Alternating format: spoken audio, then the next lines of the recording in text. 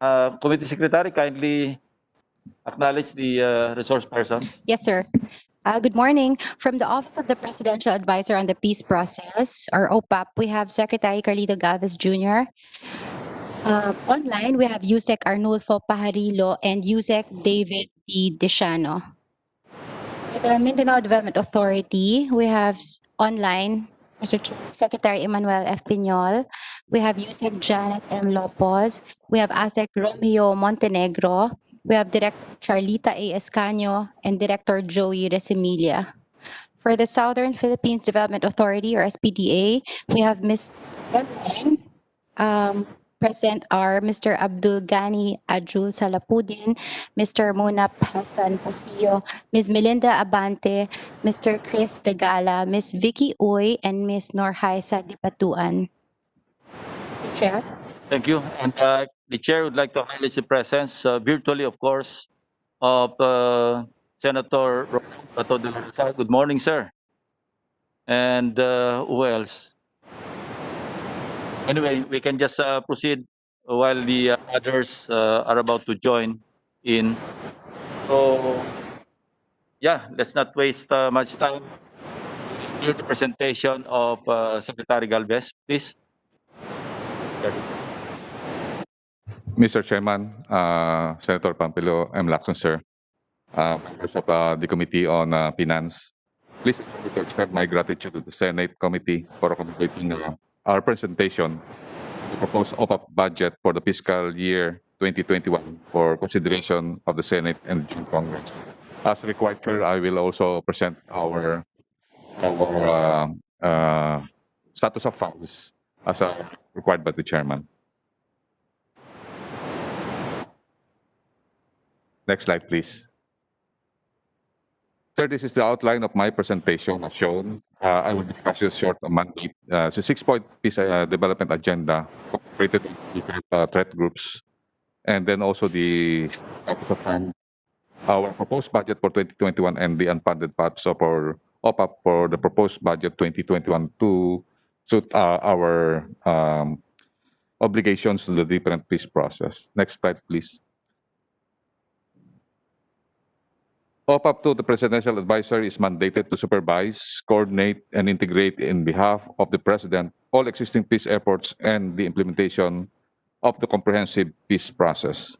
The negotiation and implementation of the signed peace agreements and the protection and development of conflict-affected and conflict-vulnerable communities all contribute to the work towards a just and lasting peace for the nation and for all Filipinos. Next slide, please.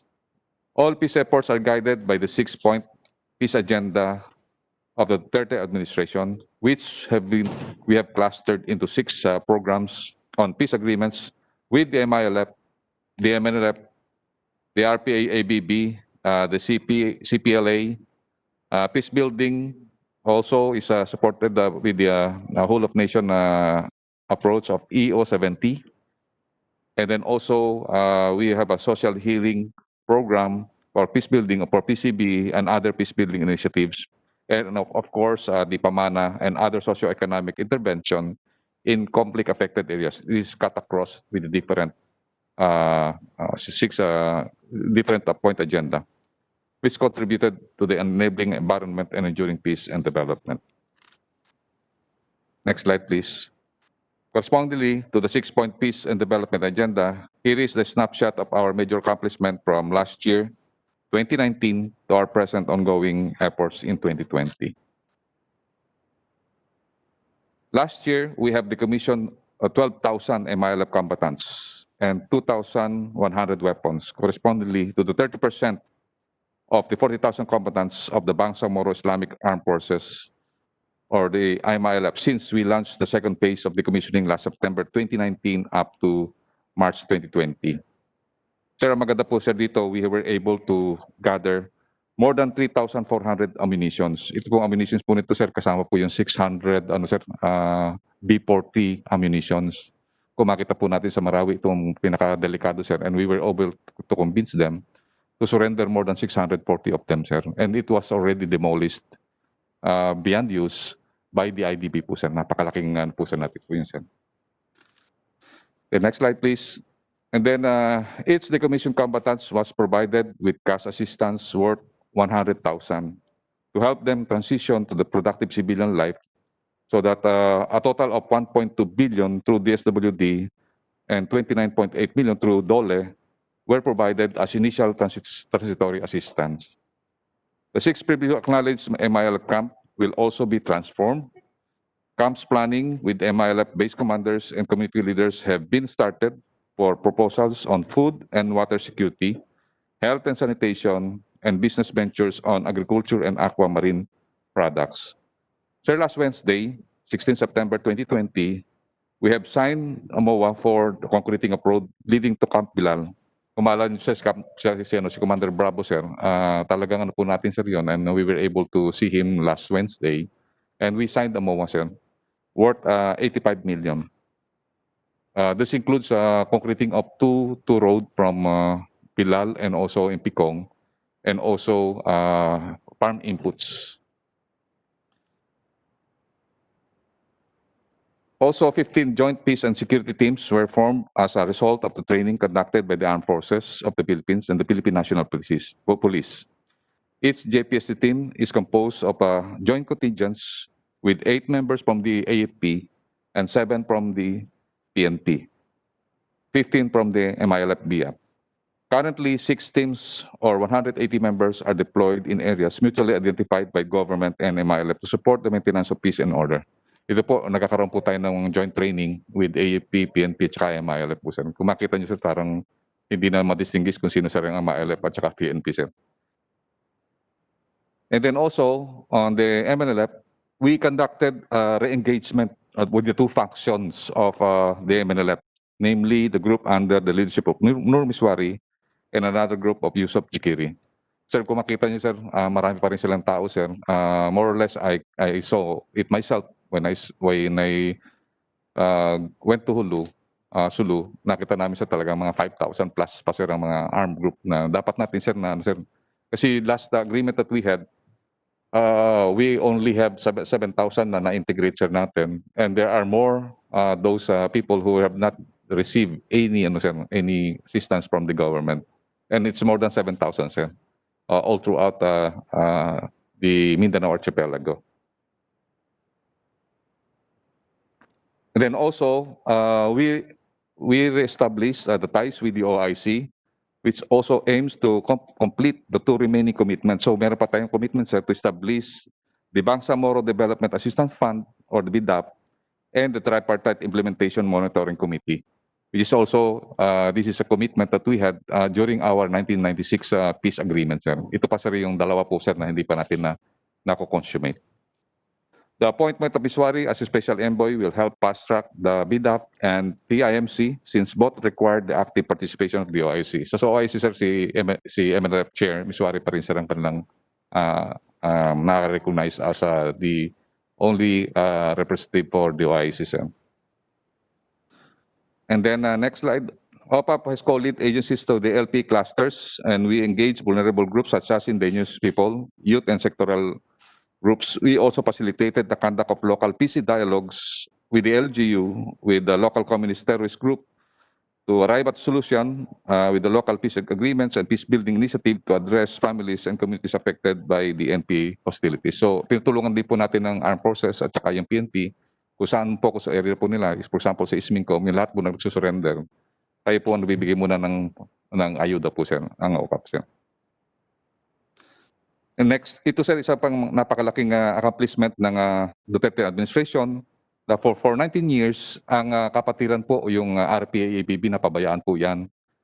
Siguro, sir, na alam nyo rin po yun, sir, na for 19 years talaga po napabayaan. But during our initial engagement, we have decommissioned 727 kapatiran members. The former members of the Revolutionary Partido, ang manggagawang Pilipinas, at saka Revolutionaryong Proletarian Army, Alex Bongkayo Brigade, particularly the Tapara Paduano Group. Pero isang natin, sir, si Sir Paduano, nasa Congress na po, sir. And then we are shepherding ngayon yung 727. And we were able to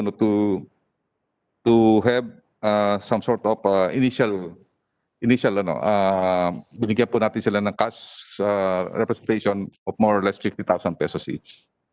Similarly, on the peace process with Cordillera Bodong Administration, Cordillera People's Liberation Army, the final disposition of 353 turnover firearms will be completed this coming October 2. So pupunta po ako sa Kamdangwa, sa Benguet, this October 2 to witness yung ano po sir, yung decommissioning po ng 353 firearms that have been turned over.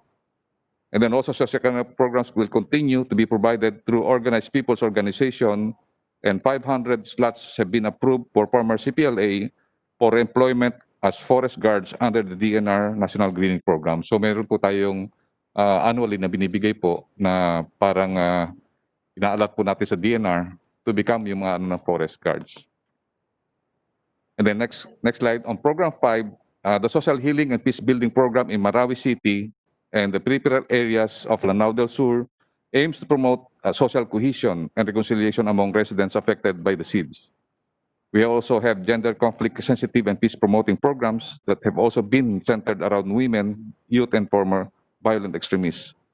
As ano po sir, as ano po nito, marami po tayong mga napasurrender na mga Maute group na more or less more than 100 plus. And also, we were able to have the surrendery of more or less 500 Abu Sayyaf,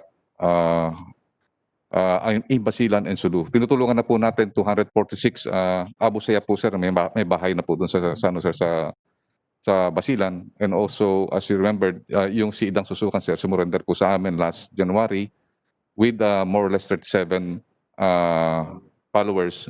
Siyang po doon po sir, mga top commanders po sir. Opo sir. So sa ngayon sir, inaalaga namin sir yung pamilya sir ni Idang, and then we will negotiate so that using Miswari sir, because Miswari has committed to the president that he will make Sulu peaceful sir. So sa ngayon po sir, yun po ang inaano po sir namin ngayon, because it's very sensitive that if we will able to isolate itong mga sir nasa Sulu, we were able to really have a peaceful solution.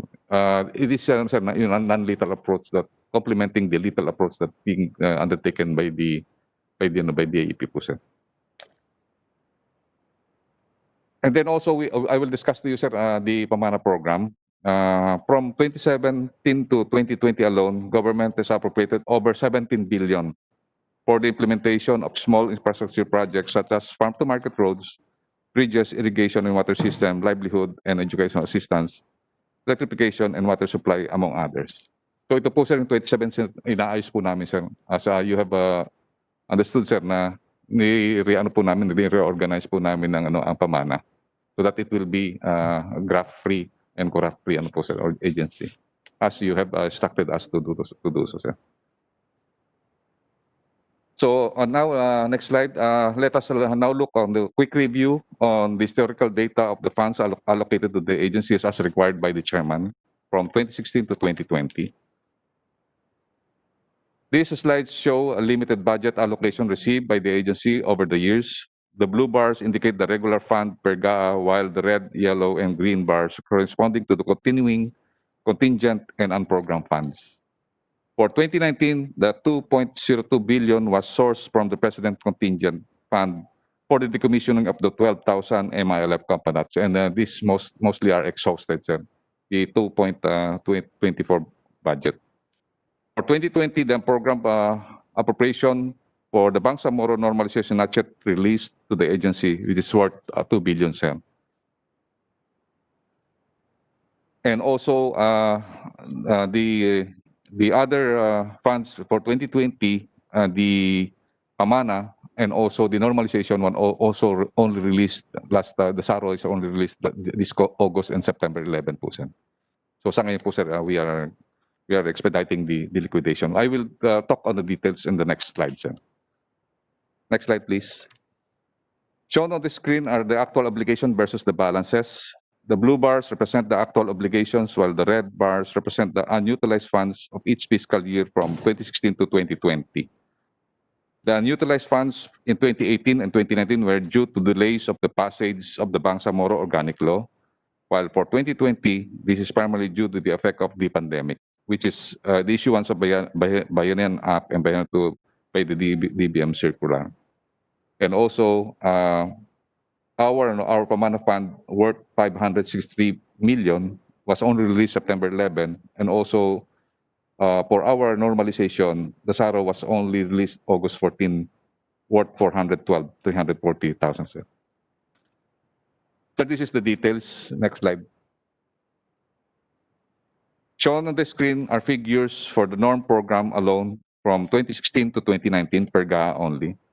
For 2016, the unutilized amount is attributed to the postponement of the commissioning and the GPST training. Actually, sir, it's supposed to be yung 2015, parang inano po natin na supposed to be ma-consumed because of the Masapano case, na-delay po yung mga pondo. And also with the delay of the ratification of the BOL. So the funded allocated for the normalization was pushed back to the right po, sir. Next slide, please. Following assessment pursuant to Bayanihan WAC Act and DBM Circular, OPAPP requested for the release of the 412 million out of the 500 million and realigned 87.66 million for the COVID efforts. So meron po kaming na-realign na 87 million that has been approved by the President. The 71 million regular fund is for operations of normalization mechanism. The 2019 continuing funds of 25 million will be for requirements of the Intergovernmental Relations Body. So ito po yung Intergovernmental Relations Body. Ito na po yung, this is the arrangement between the national government and the Bangsamoro. And we are meeting every quarter, sir. Next slide, please. Out of the 2 billion on program appropriation, only 1.46 billion is being requested to be released based on the projections of the GPS Implementing Panel and the Joint Normalization Committee.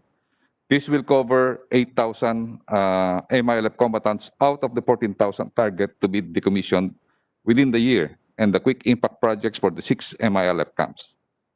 Unavailability of this request will delay the implementation, decommissioning, and the parallel components of the normalization program, which is part of our commitments under the comprehensive agreement of the Bangsamoro. So supposed to be this year, sir, we have to be decommissioning 14,000, sir. But considering of the COVID, we will be envisioning to decommission only 8,000 out of the 35% of the MILF.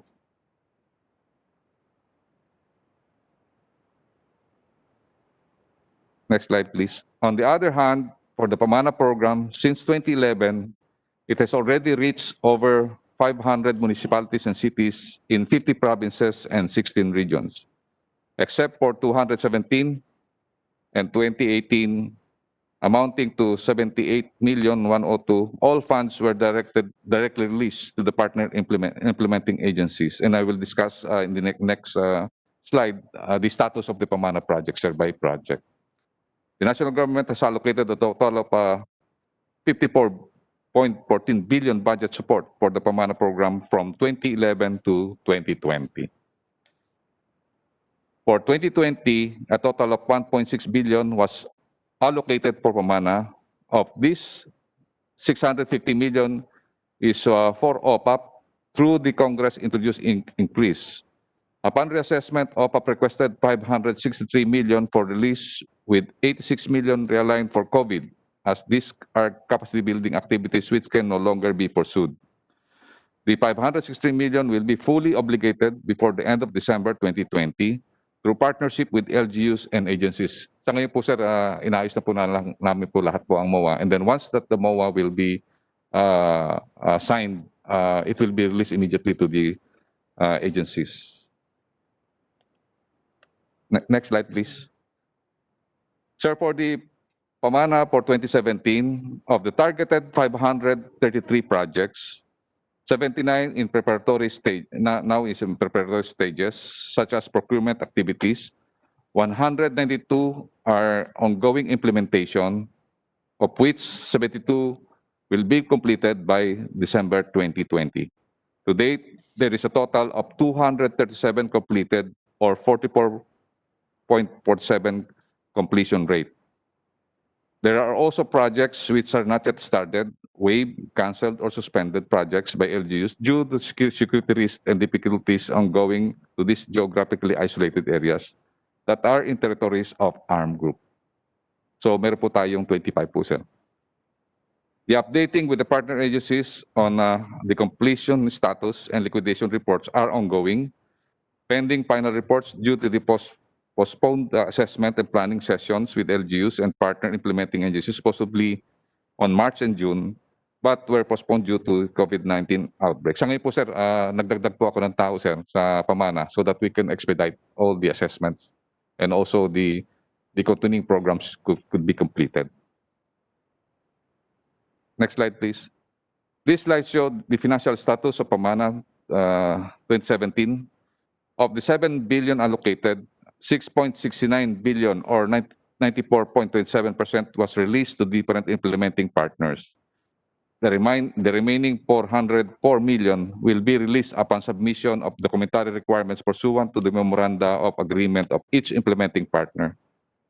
3.97 billion is reported as liquidated.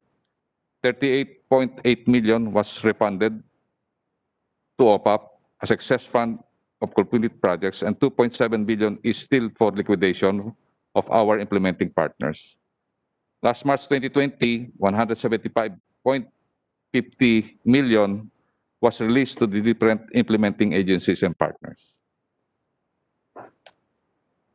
Sir, if you have no question, we now proceed to the 2021 OPAPP proposed budget po, sir. Sir, in order to have our obligations, the total OPAPP budget proposal for 2021 originally amounted to 19.4 billion, which cover major programs including continuing engagement with the different former rebel groups. However, in consideration of COVID-19 crisis and the directive of DBM to realistically assess its 2021 proposal, OPAPP adjusted its proposal, which now amounts to 10 billion. These figures and proposals were transmitted to DBM for consideration. Per DBM recommendation, the NEP approved for 2021 amounting to 700 million 946,000, or only 3.61% of original 19.4 billion proposal. Next slide, please. Shown on the screen is the breakdown of the NEP recommended for the agency's PS, MOE, and capital outlay. While the NEP increase is very much appreciated, we are really appealing to pursue for the core programs and commitments that the OPAPP has already been made since 2016. Please allow me to humbly submit our appeal for the adjusted OPAPP priority funding, worth 9.3 billion. The fund requested for the Bangsamoro normalization program will support the phase 3 of the decommissioning of the MILF forces, which is equivalent to 35% of the combatants of 40,000. Mr. Chairman, Your Honors, we cannot afford to lose momentum on this decommissioning process, especially so that we are near targeting 40,000 MILF and BIAP. This will cover socio-economic intervention, infrastructure projects for the 6 camps, and the operational requirements for the decommissioning and the mechanism supporting the implementation under the comprehensive agreement on the Bangsamoro. So we are recommending for 3.2 billion for the MILF. These are the proposed agencies corresponding to the components for implementation of support of the normalization program. The Inter-Cabinet Cluster Mechanism, or EO79, on normalization regularly coordinates on program implementation. Very important with this is the transitional cash-based assistance of 100,000 to the SWDC.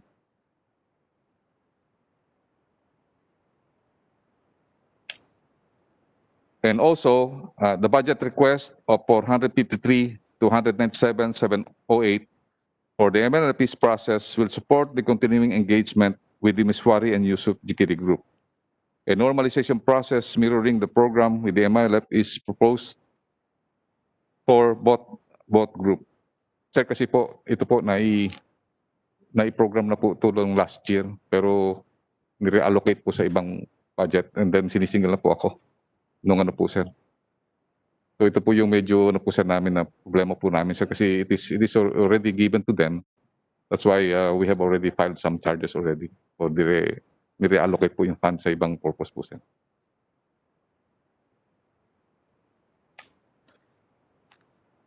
Next slide is the fund request for 2021 will cover the activities for peace building initiative to be undertaken in implementing partners and LGUs, the multi-sectoral consultation, the peace dialogue, the youth leadership summit, and the community problem-solving session. Ito po yung ginagamit po natin po sa in support of the NTF-LCAC po, sir. And then also for the completion of the peace process with the RPA-ABB, we will be needing 498,880 as our commitment for the 727 combatants that had been decommissioned last year. And then also the fund release of 19.66 million for our social healing and peace building in Marawi and other ASG, and also this is for our PCB po, sir. And then also the implementation of our Pamana program from the different threat groups and our consummated agreements with the different MILF, CPLA, and also our local peace engagement. It can be shown on the next slide, sir.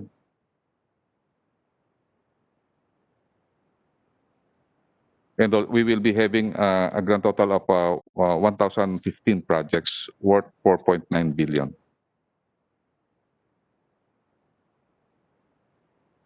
Sir, this is the breakdown of our proposed 2021 Pamana projects per region and also by peace table and project type.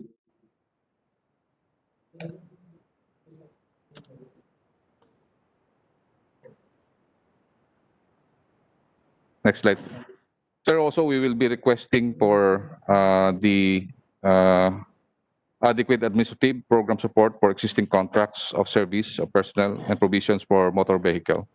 Nagkaroon po, sir, kasi ng problema, sir, yung contracting last time, sir, ng vehicle. So we will be recommending this one, sir.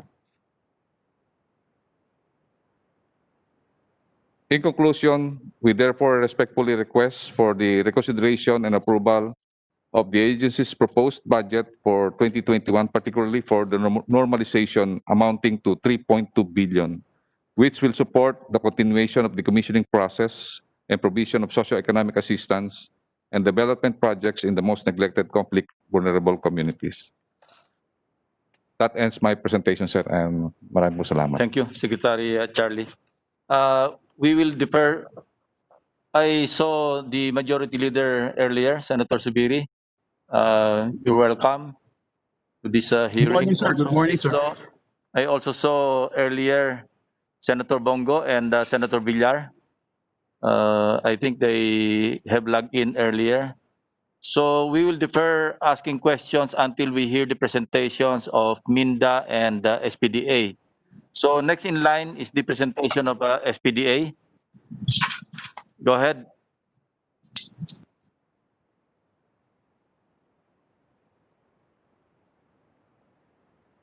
SPDA, who will make the presentation?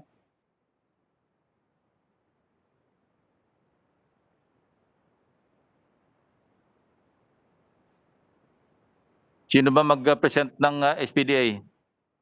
I can see several officials from SPDA.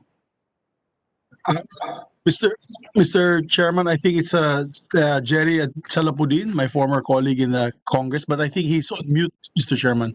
He can unmute himself. Secretary Jerry, kindly unmute your gadget.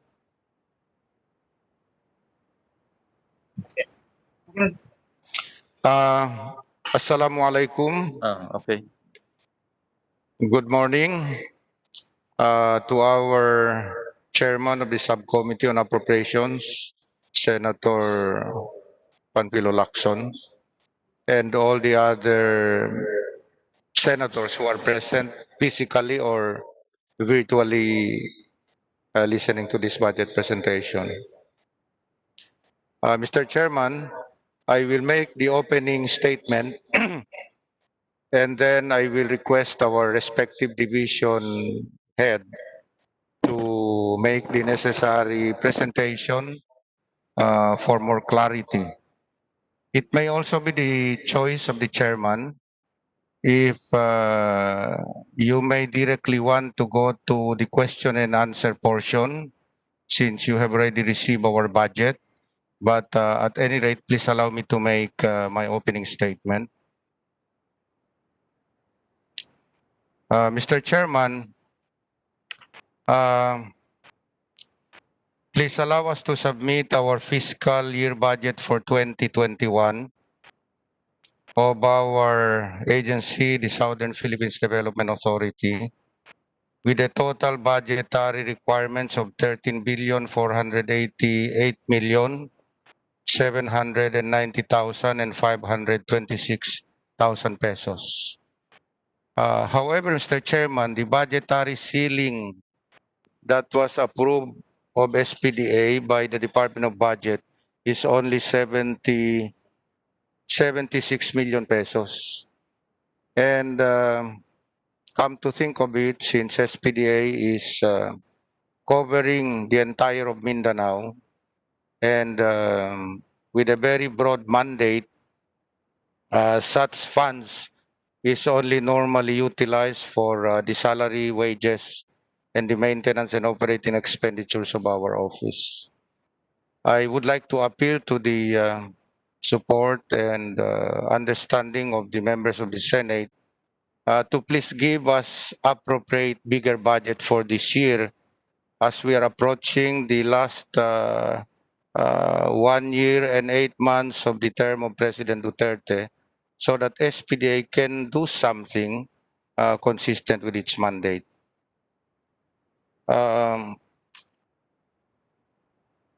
Our first slide, Mr. Chairman, is can you please enlarge the one?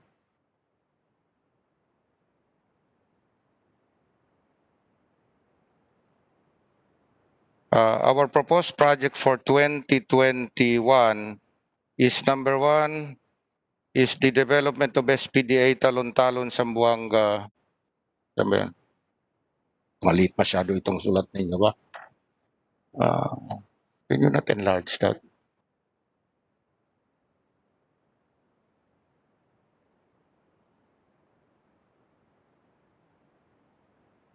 Of course, the Southern Philippines Development Authority is a government-owned and controlled corporation under the Office of the President of the Republic of the Philippines. Our legal basis for our existence is Presidential Decree 690 dated April 22, 1975, the creation of the Southern Philippines Development Authority. Presidential Decree 1703 dated July 26, 1980, creation of the Southern Philippines Development Authority. Executive Order number 560 dated August 29, 2006, reactivation of SPDA. Then Republic Act number 11054 dated July 27, 2018 of Article 12, Section 23, inclusion of SPDA in the organic law for the Bangsamoro Autonomous Region in Muslim Mindanao. It was provided in the law that the Bangsamoro Autonomous Government may desire to acquire SPDA as well as the Philippine Amana Islamic Bank. The board of directors of SPDA are comprising of yours truly as the administrator and chief executive officer, the governor of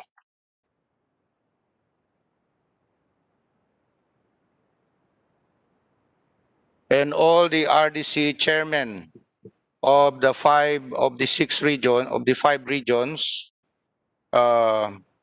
like Governor, wait naman kasi ng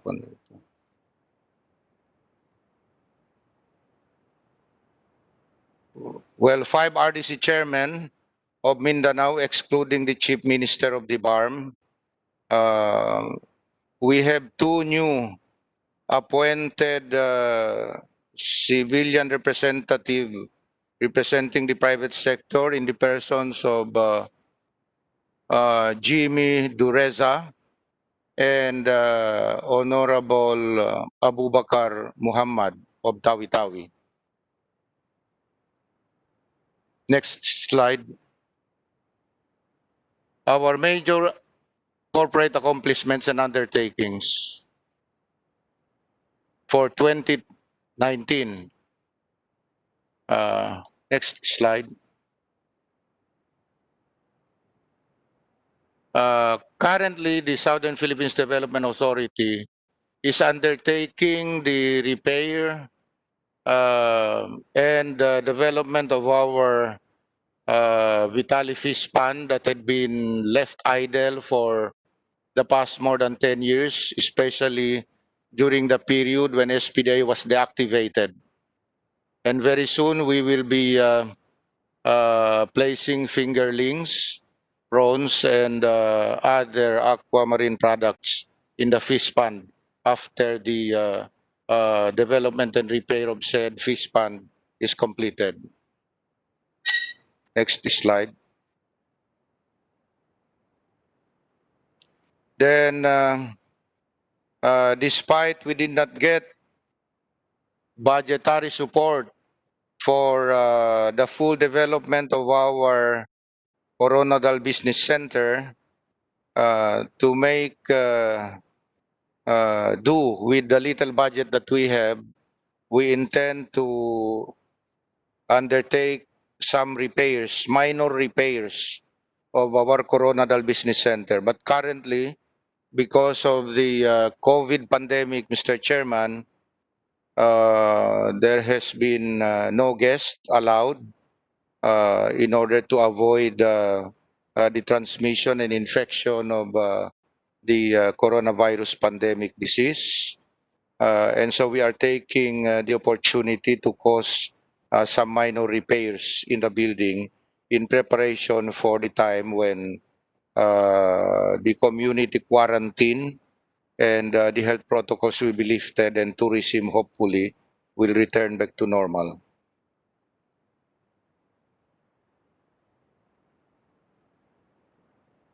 Our third project, which we intend to undertake by 2021, is the construction of a business center and hotel in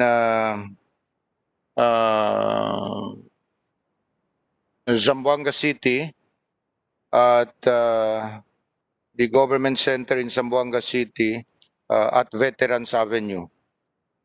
It is estimated to cost how much, Chris? 270 million pesos.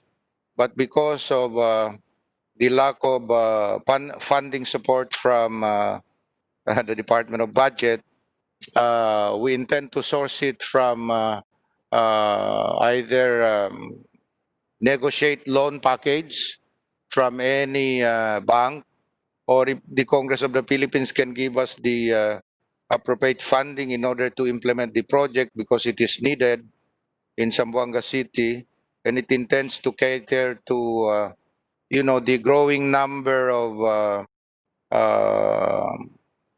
tourists and investors coming to Zamboanga City, and we intend to provide halal services to our Muslim guests coming from Malaysia, Indonesia, and Brunei in view of the hopeful strengthening of the BIMP-AGA and the barter trade revival in the South.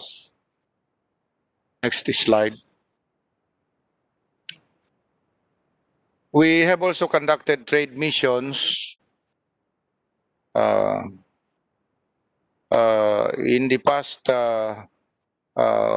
2 years, as shown in the picture. When I was invited to the United Arab Emirates, I made it a point to accept the invitation to conduct trade mission to spread the good news that the Southern Philippines Development Authority is back in business. And then later, I was also invited by the Philippine Islamic Amana Bank to join their trade mission to Brunei. And we met the representatives and executives of the Brunei Investment Agency and other investment agencies in Brunei. Shown in the picture is a live interview when I was invited to ventilate on the trade mission that I conducted in the United Arab Emirates.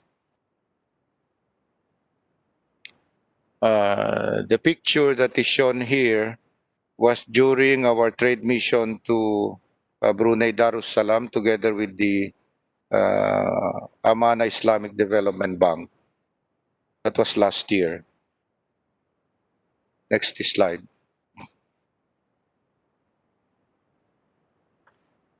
Our proposed budget, Mr. Chairman, for fiscal year 2021, as shown on the slide on the board,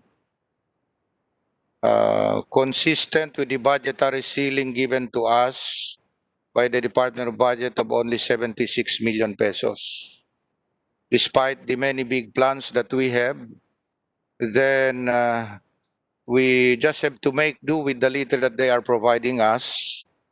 For personnel services, we have for maintenance and other operating expenditures, for personal services. From our budgetary requirements is 51,284,526, and the funding we get from the national government is 46 million. The rest will be charged from our local income. For maintenance and other operating expenditures, 27 million, of which 20 million will be coming from the national government. Our satellite offices in Region 9, located in Zamboanga City and Cotabato, in order that we can effectively liaison with the newly created Bangsamoro Autonomous Government, a budgetary allocation of only, how much is this? 5 million each. And then our existing corporate projects are as follows, Mr. Chairman. Our SPDA Vitali Peace Fund projects with a budgetary requirement of 3.414 million. Our SPDA broiler chicken production project of 1,065,000. Our SPDA integrated solar salt and fish farm project in Alubihid, Misamis Oriental. And the good news is the local government units is intending to rent that place because they receive funding from foreign funding course through the Mindanao Development Authority. They will rent the entire of our former solar salt and fish farm project. Then we have our SPDA Kapatagan Ice Plant that needs rehabilitation amounting to 45,000. Our SPDA Coronadal Business Center that needs facelifting and is requiring 7,121,000. And then the Bonbon Agricultural Development Project of 161,000 allocation. What is this? This for maintenance? And the development of the Wao Bumbaran property, a budgetary requirement of 8.48 million. Now, speaking of the Wao Bumbaran property, Mr. Chairman, we are happy to inform you that EDATS international company had signed memorandum of agreement with SPDA. They will initially develop 2,000 hectares of our property for agricultural development project. As shown in the picture, we signed a memorandum of agreement with them. We even have had field visitation to the area, and I'm glad to report to the committee that the municipal government of Manabilang, formerly Bumbaran, is very eager to extend all-out support to the project as it redounds to the socio-economic development, prosperity, and employment of its population. Next slide.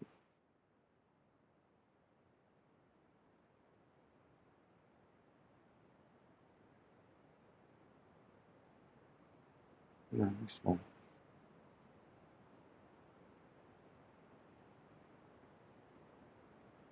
O di, paliga-haliga.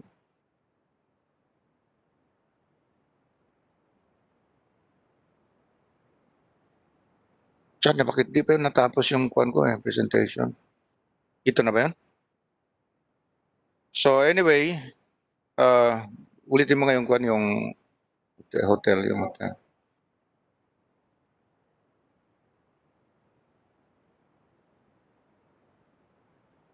So, yung office natin sa kuan Katalunan.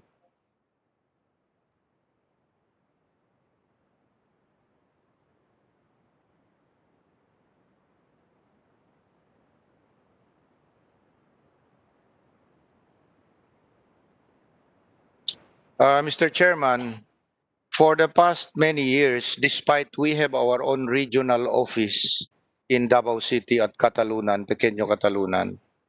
However, because it is being occupied by the DAR regional office, when the DAR central office was supposed to transfer to Davao, but because of the petition of the employees of the central office to the Supreme Court, which the Supreme Court favorably acted in their favor, the transfer of the central office of DAR during the time of President Gloria Macapagal Arroyo was never undertaken, and instead, the regional office of the DAR occupies our office at Katalunan Pequeño during the time when SPDA was deactivated.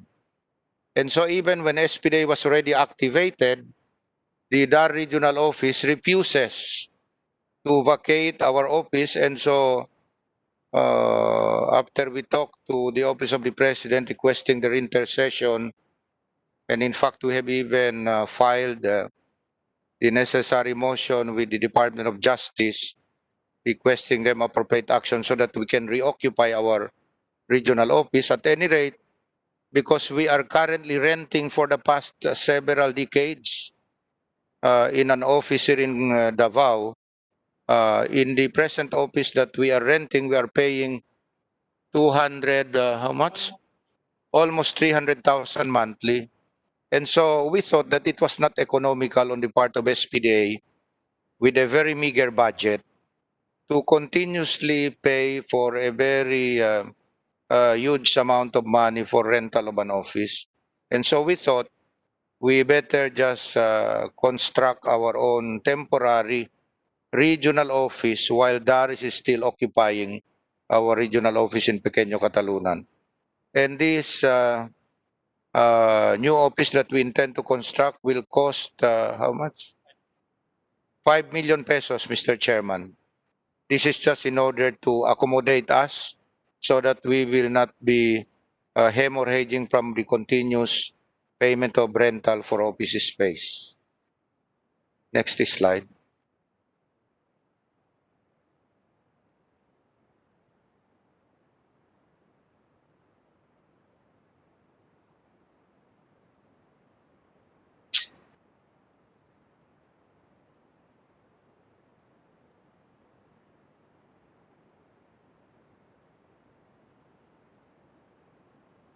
Now,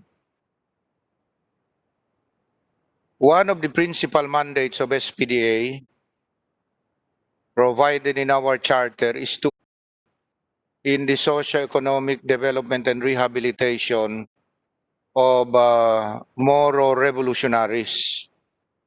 So pursuant to that agenda, we conceptualize the creation of SPDA, People Economic Advancement and Community Empowerment, or PEACE, Peace Village, which is also literally, it means the absence of war, because our people had been, under this kind of circumstances for several decades. And with the signing of the peace agreement between the government and the MILF and the creation of the Bangsamoro Autonomous Region in Muslim Mindanao, we thought that it is an opportune time for us to implement the Peace Village or People Economic Advancement and Community Empowerment Village. And we targeted two pilot projects. One is at the total cost of each project is 50,710,000. One of the pilot projects is in Tungawan, Sambuanga, Sibugay. It will cater to the MNLF elements in the Zamboanga Peninsula. They have been expressing their sentiments to us, Mr. Chairman, that since the signing of the peace agreement with the MNLF, just because they are outside the territorial domain of the autonomous region, they were not given the necessary socio-economic development support or program as those inside the autonomous region. And so when I took the helm of the SPDA, I paid them a visit and we conceptualized this kind of program in order to attend to them, because if we don't, they might become easy prey or targets of terrorist elements exploiting their sentiments, because they have been left out just because they are outside the coverage of the autonomous region in Muslim Mindanao. The other area we target, Mr. Chairman, is in Basilan. Currently, the Basilan Trans Central Road that passes through Sampinit, in fact, the Southwestern Commander had recently visited the area together with the provincial governor and deputy speaker Mujib Hataman. I think the road is almost completed, courtesy of funding support from the ARM and the present Bangsamoro Autonomous Region in Muslim Mindanao. As soon as the road is completed, we intend to put up economic zone in the area to resettle or settle the MNLF and MILF combatants in the province of Basilan, and then convert their area together with the four other resettlement areas of Baywas, Mahatalang, Puno Mahadya, and Sampinit, comprising of more or less 20 to 26,000 hectares into agro-industrial economic zone. And recently, with the signing of Memorandum of Understanding between SPDA and PEZA, the Philippine Economic Zone Authority, where they committed to help us declare the area into economic zone, aside from our Mindanao Economic Zone located in Wao and Bumbaran. We are excited, plus the support of the Bangsamoro Autonomous Region, because the target beneficiaries are their combatants. We hopefully can start something big in the area. We can invite investors to the area, and we have to seize the opportunity in order that the peace gains in Basilan will not be lost. I have also contacted the provincial governor of Basilan, Governor Jim Saliman, who is also very eager to confer with the Southern Philippines Development Authority, because they too had a proposal to put up a manufacturing and industrial zone located in Lamitan, where it's likened to the Laguna Economic Zone, so that Basilan will no longer be a battleground but become a province of opportunities for the population. And on the other hand, the combatants of the MNLF and the MILF will be resettled in the peace village. Next.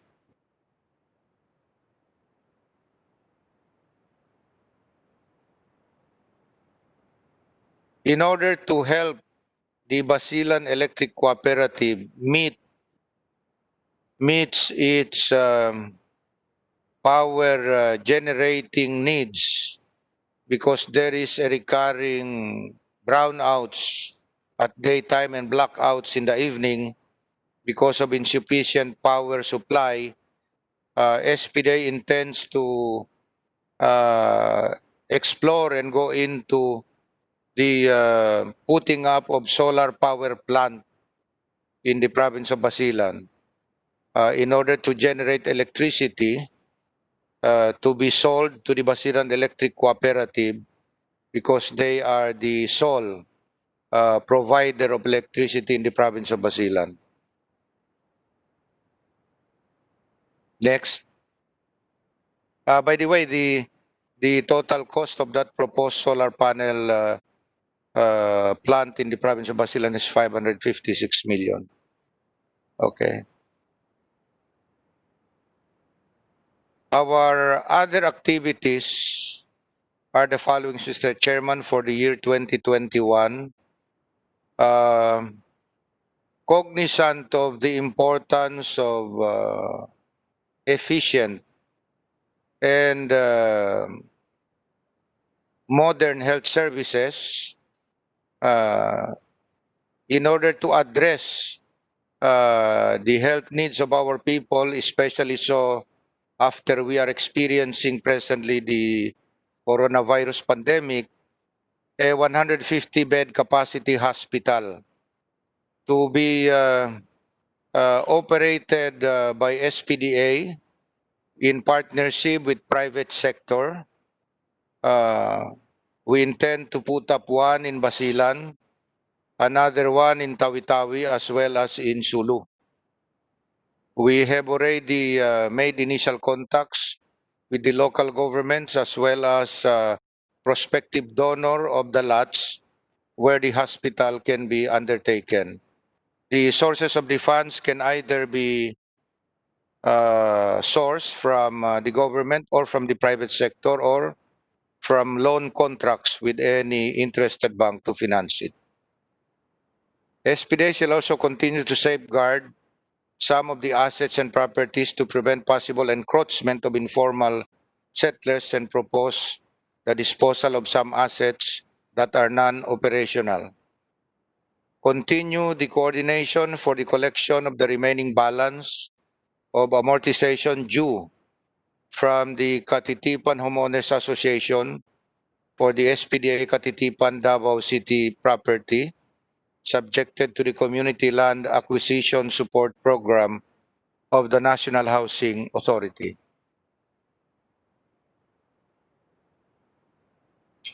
Continue the collection from the FM Soriano and Company Incorporated due to the accounts receivables of a housing project amounting to 600,000 pesos. Continue the lease arrangement of SPDA Makati City, one unit condominium with a rental income of 871,000 annually. But the latest information we got from our Manila liaison office is that the building, the basic petroleum building located in Arnaiz Avenue in Makati, was already sold by the owner. And so all units have already been paid, except our units with one more unit to be sold, because the buyer intends to demolish the building and put up new ones. And hopefully, SPDA and the buyer of the property will be able to come into terms of how much is the approximate price of the property of SPDA in that basic petroleum building. Pursue asset disposition of other SPDA properties, particularly those with informal settlers and not suitable for business development to generate income. Continue the operation of the SPDA satellite offices established in 2019 in Zamboanga City and Cotabato City to cater to Region 9, Cotabato Province, and the BARM. Undertake investment trade missions and fora in coordination with other government agencies like Mindanao Development Authority, the Department of Trade and Industry, the BARM, and PEZA. Next slide. That's the last slide. So, Mr. Chairman, honorable members of the Senate of the Philippines, thank you. That is all as far as our presentation. If there is any question directed at me or to any of the division heads of our office, we will be very pleased to respond to any query. Thank you very much. Thank you, Administrator Jerry Salapudin. We'll now hear the presentation of MinDA. Secretary Piñol, I saw you earlier. Thank you very much, Mr. Chairman. Thank you, Secretary Manny. Please proceed. Sir, can you hear me? We can hear you. We can hear you Good clearly. morning, Mr. Chairman. Balik mo Honorable members of the Senate Finance Subcommittee, may pinanahod my fellow workers in government. The government's budget scheme is set, revamped, Excuse me, Administrator Jerry, paki-mute mo yung ano mo. investing for resiliency and sustainability, a reflection of President Rodrigo Duterte's vision for a matatag, maginhawa, at panatag na buhay for all Filipinos as we rebound from COVID-19 pandemic may seem a daunting task. I believe, however, that we can attain the President's vision with the support of our legislators by providing sufficient funds for Mindanao's priority programs and projects to restart its economy and stay back on track the region's development and progress. Everything that we do right now, Mr. Chairman, falls within the parameters of addressing poverty, improving productivity, triggering economic recovery, and of course, sustaining the gains of peace. My budget presentation for today covers 4 key outline topics as required by the Senate Finance Committee as follows: Fiscal year 2021 NEP budget proposal, status of fund utilization, status of compliance to fiscal year 2019 COA audit observations and recommendations, and performance report and priority programs and projects. Allow me at the outset to inform the honorable members of the Senate that the Mindanao Development Authority's National Expenditure Program budget for fiscal year 2021 amounts to only 172.319 million, which includes 6,947,000 funding requirements for the mandatory expense item for retirement and life insurance premium, which is automatic appropriation. The NEP fiscal year 2021 budget of the MinDA is slightly higher by 7% or 11.19 million than its 2020 budget. However, it is worthy to note that the current year's general appropriations budget of MinDA was reduced by 57.519 million in favor of the financing requirements of the Bayanihan to Heal as One Act and in compliance with the provision of BBM NBC number 580 or the adoption of the economic measures in government due to the emergency health situation. In reality, the NEP fiscal year 2021 budget is 22% lower if we compare it with the unadjusted GAA budget allocation as appropriated. To provide context on the 57.519 million contribution of MinDA to the anti-COVID measures of government, of 70% of which, or 40 million, pertains to congressional initiative classified by DBM as for later release, and which was automatically not subjected for release per DBM NBC number 580. While the one-time 13.647 million budget for the Philippine hosting of BIMP Yaga 29th Senior Officials Meeting and the 24th Ministerial Meeting was discontinued due to the pandemic, the 3.872 million budget remainder represents the agency's adoption of economic measures by discontinuing foreign travels, conduct of agency celebrations, and cultural activities, among others. The 57.519 million represents 42% of the current operating expenditures appropriation of MinDA.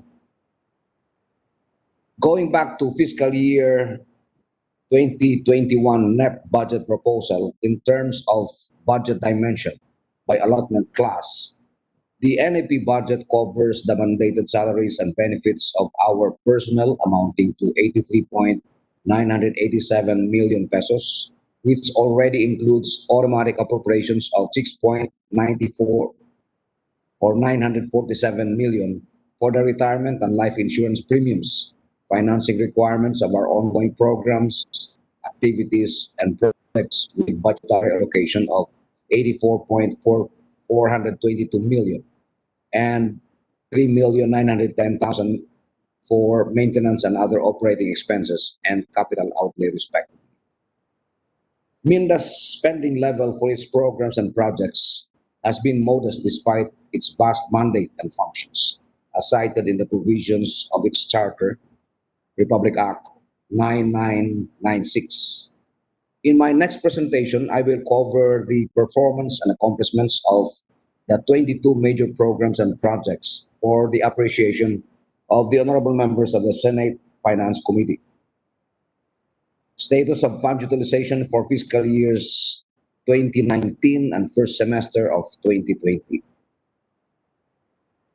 Moving on to the status of fund utilization performance, last year, the total released allotment of MinDA amounted to 166,620,000, which was obligated at 99%, equivalent to 165,667,000 in recorded actual obligations.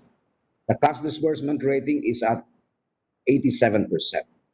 The remainder of the percentage to make it 100% pertains to the settlement of fiscal year 2018 accounts payable, which was funded out of the current cash allocation for fiscal year 2019. DBM recognized this absorptive capacity in its agency performance review report for the said year. The same agency noted in its report that MinDA's fiscal year 2019 spending performance ratings were higher than its 2018 budget utilization and cash disbursement rating at 97% and 88% respectively. The unused PS budget allocation of 623,246 pesos corners the bulk of unspent released allotment at 953,000 last year, while the rest pertains to MOOE and capital outlay allocation, which are all forwarded to the current year for obligation.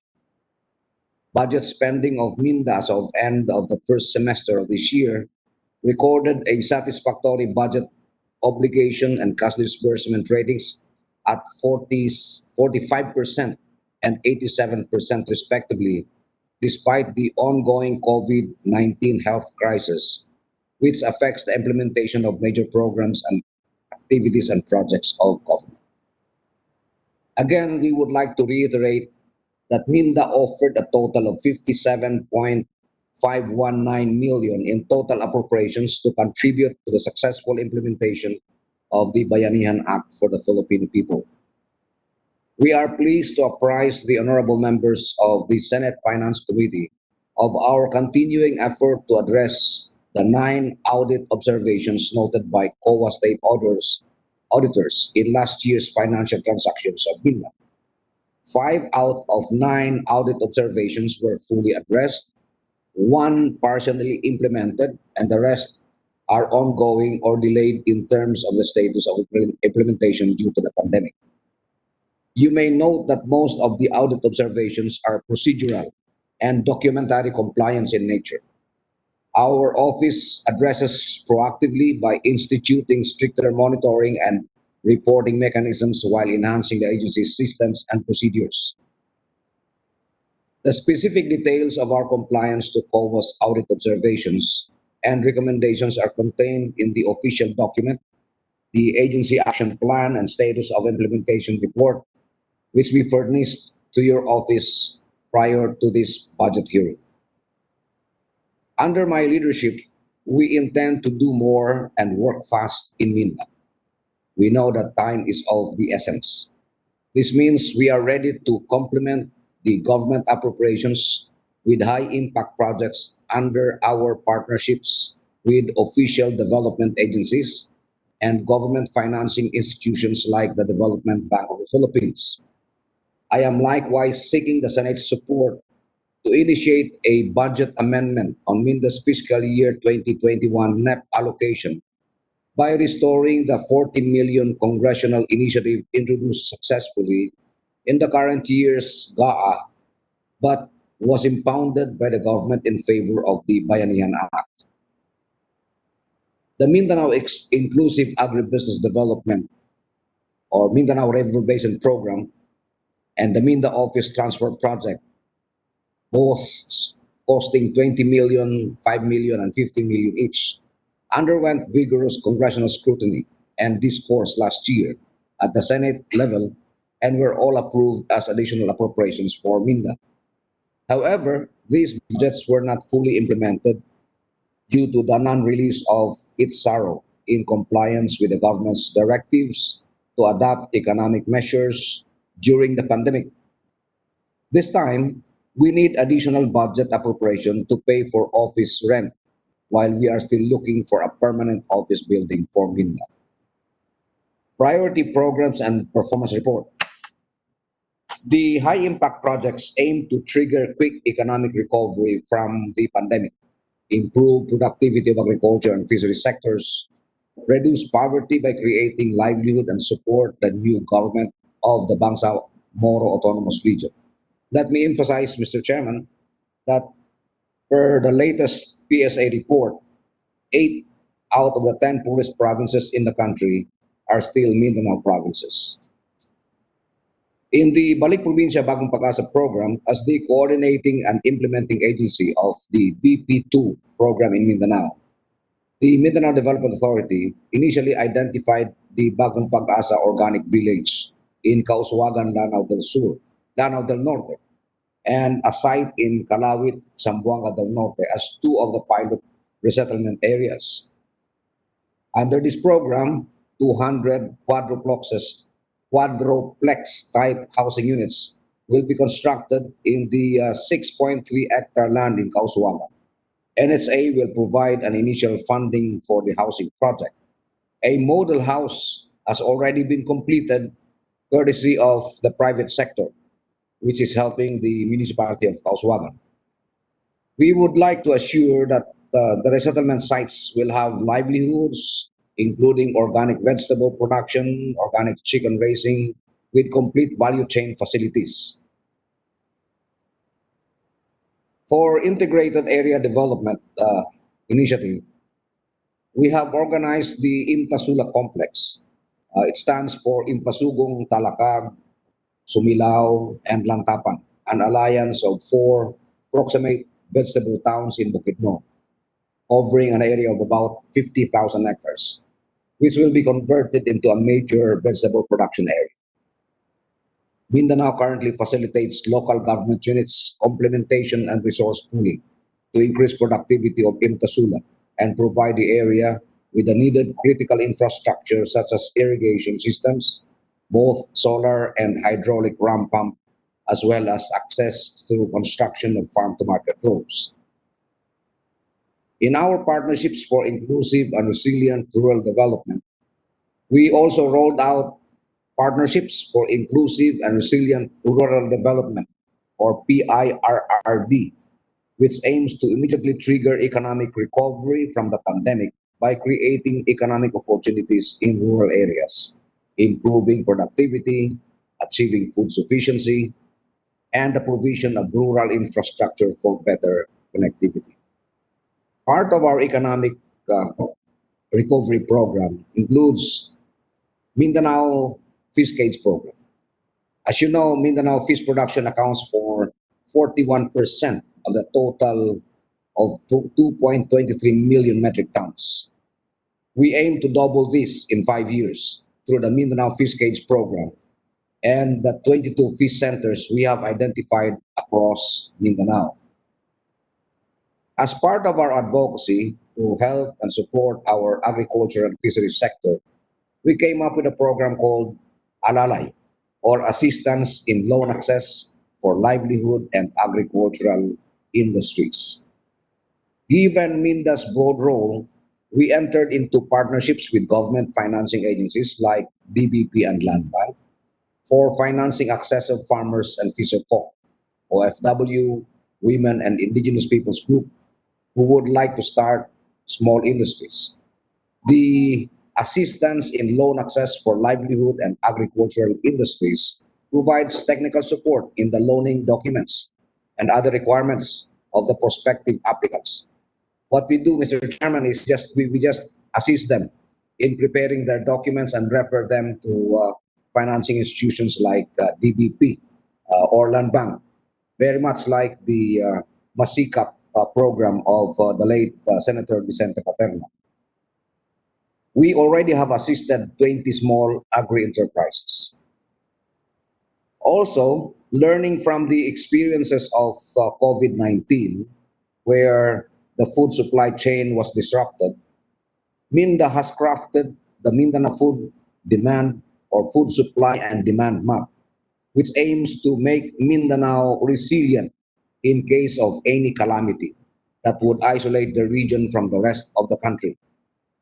This map will look at what an individual province produces in excess of what it needs and find a partner province where that excess production is needed.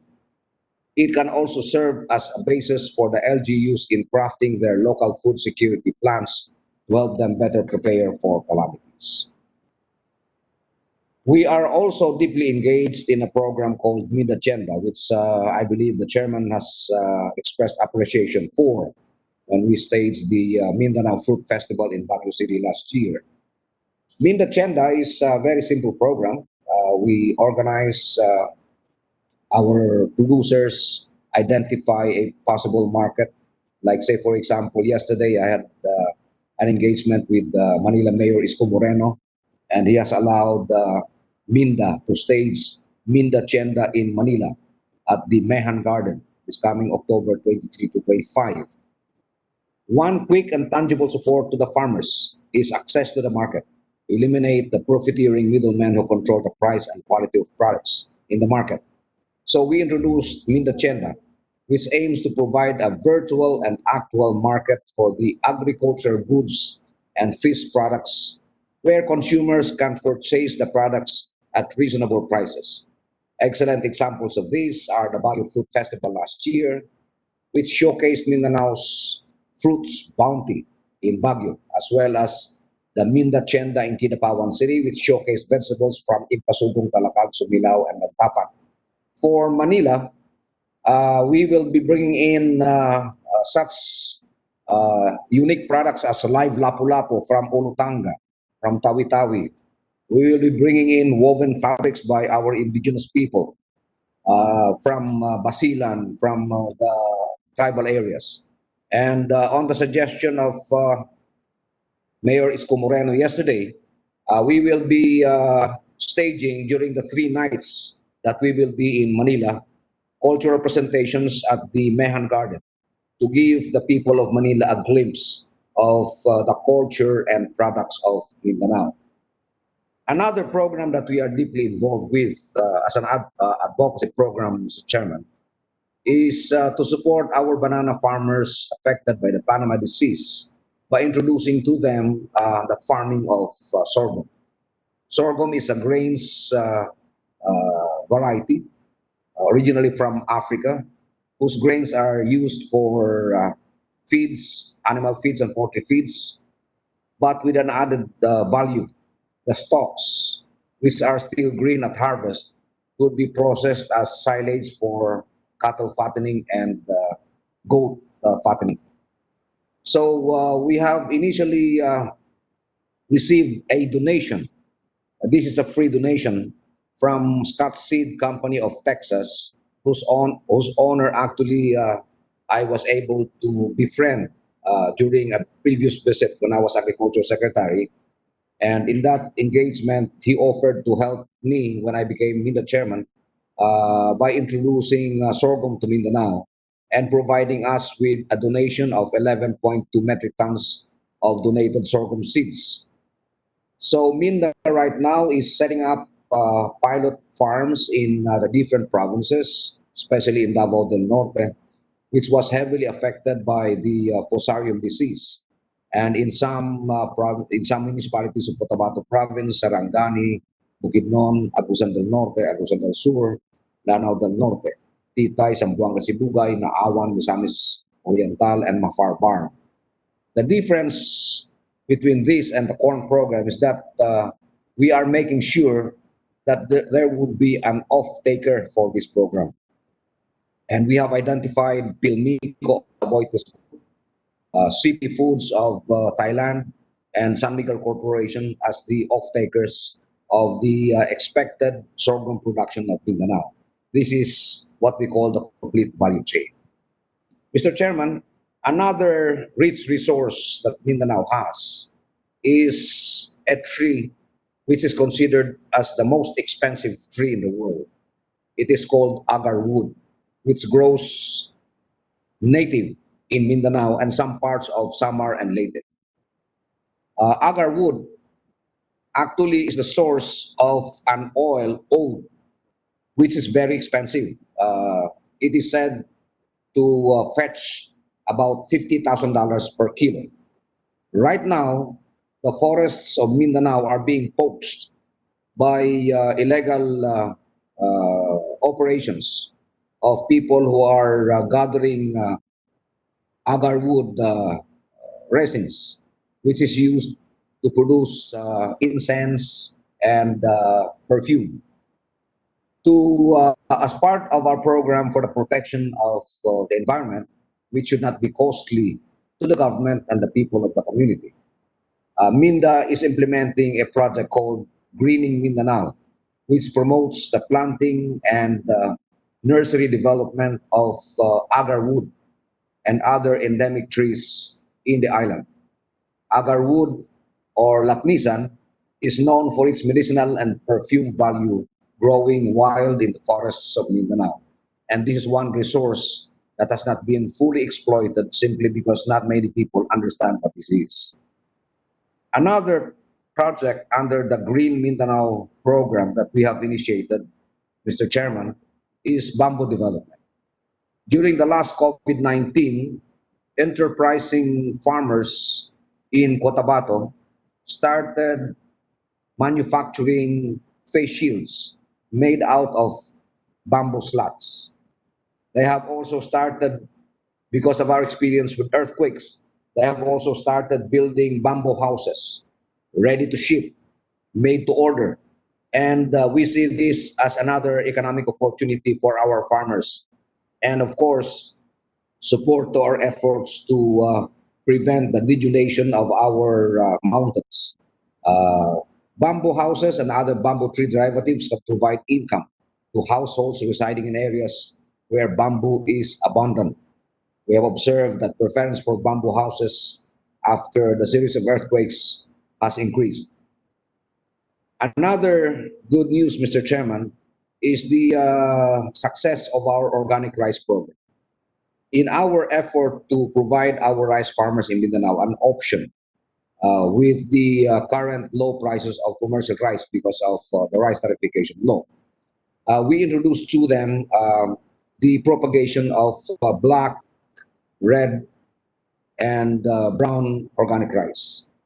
And just yesterday, when I introduced this product to Mayor Isko Moreno of Manila, he immediately ordered about 500 metric tons of organic rice to be distributed to Manila's senior citizens this coming December.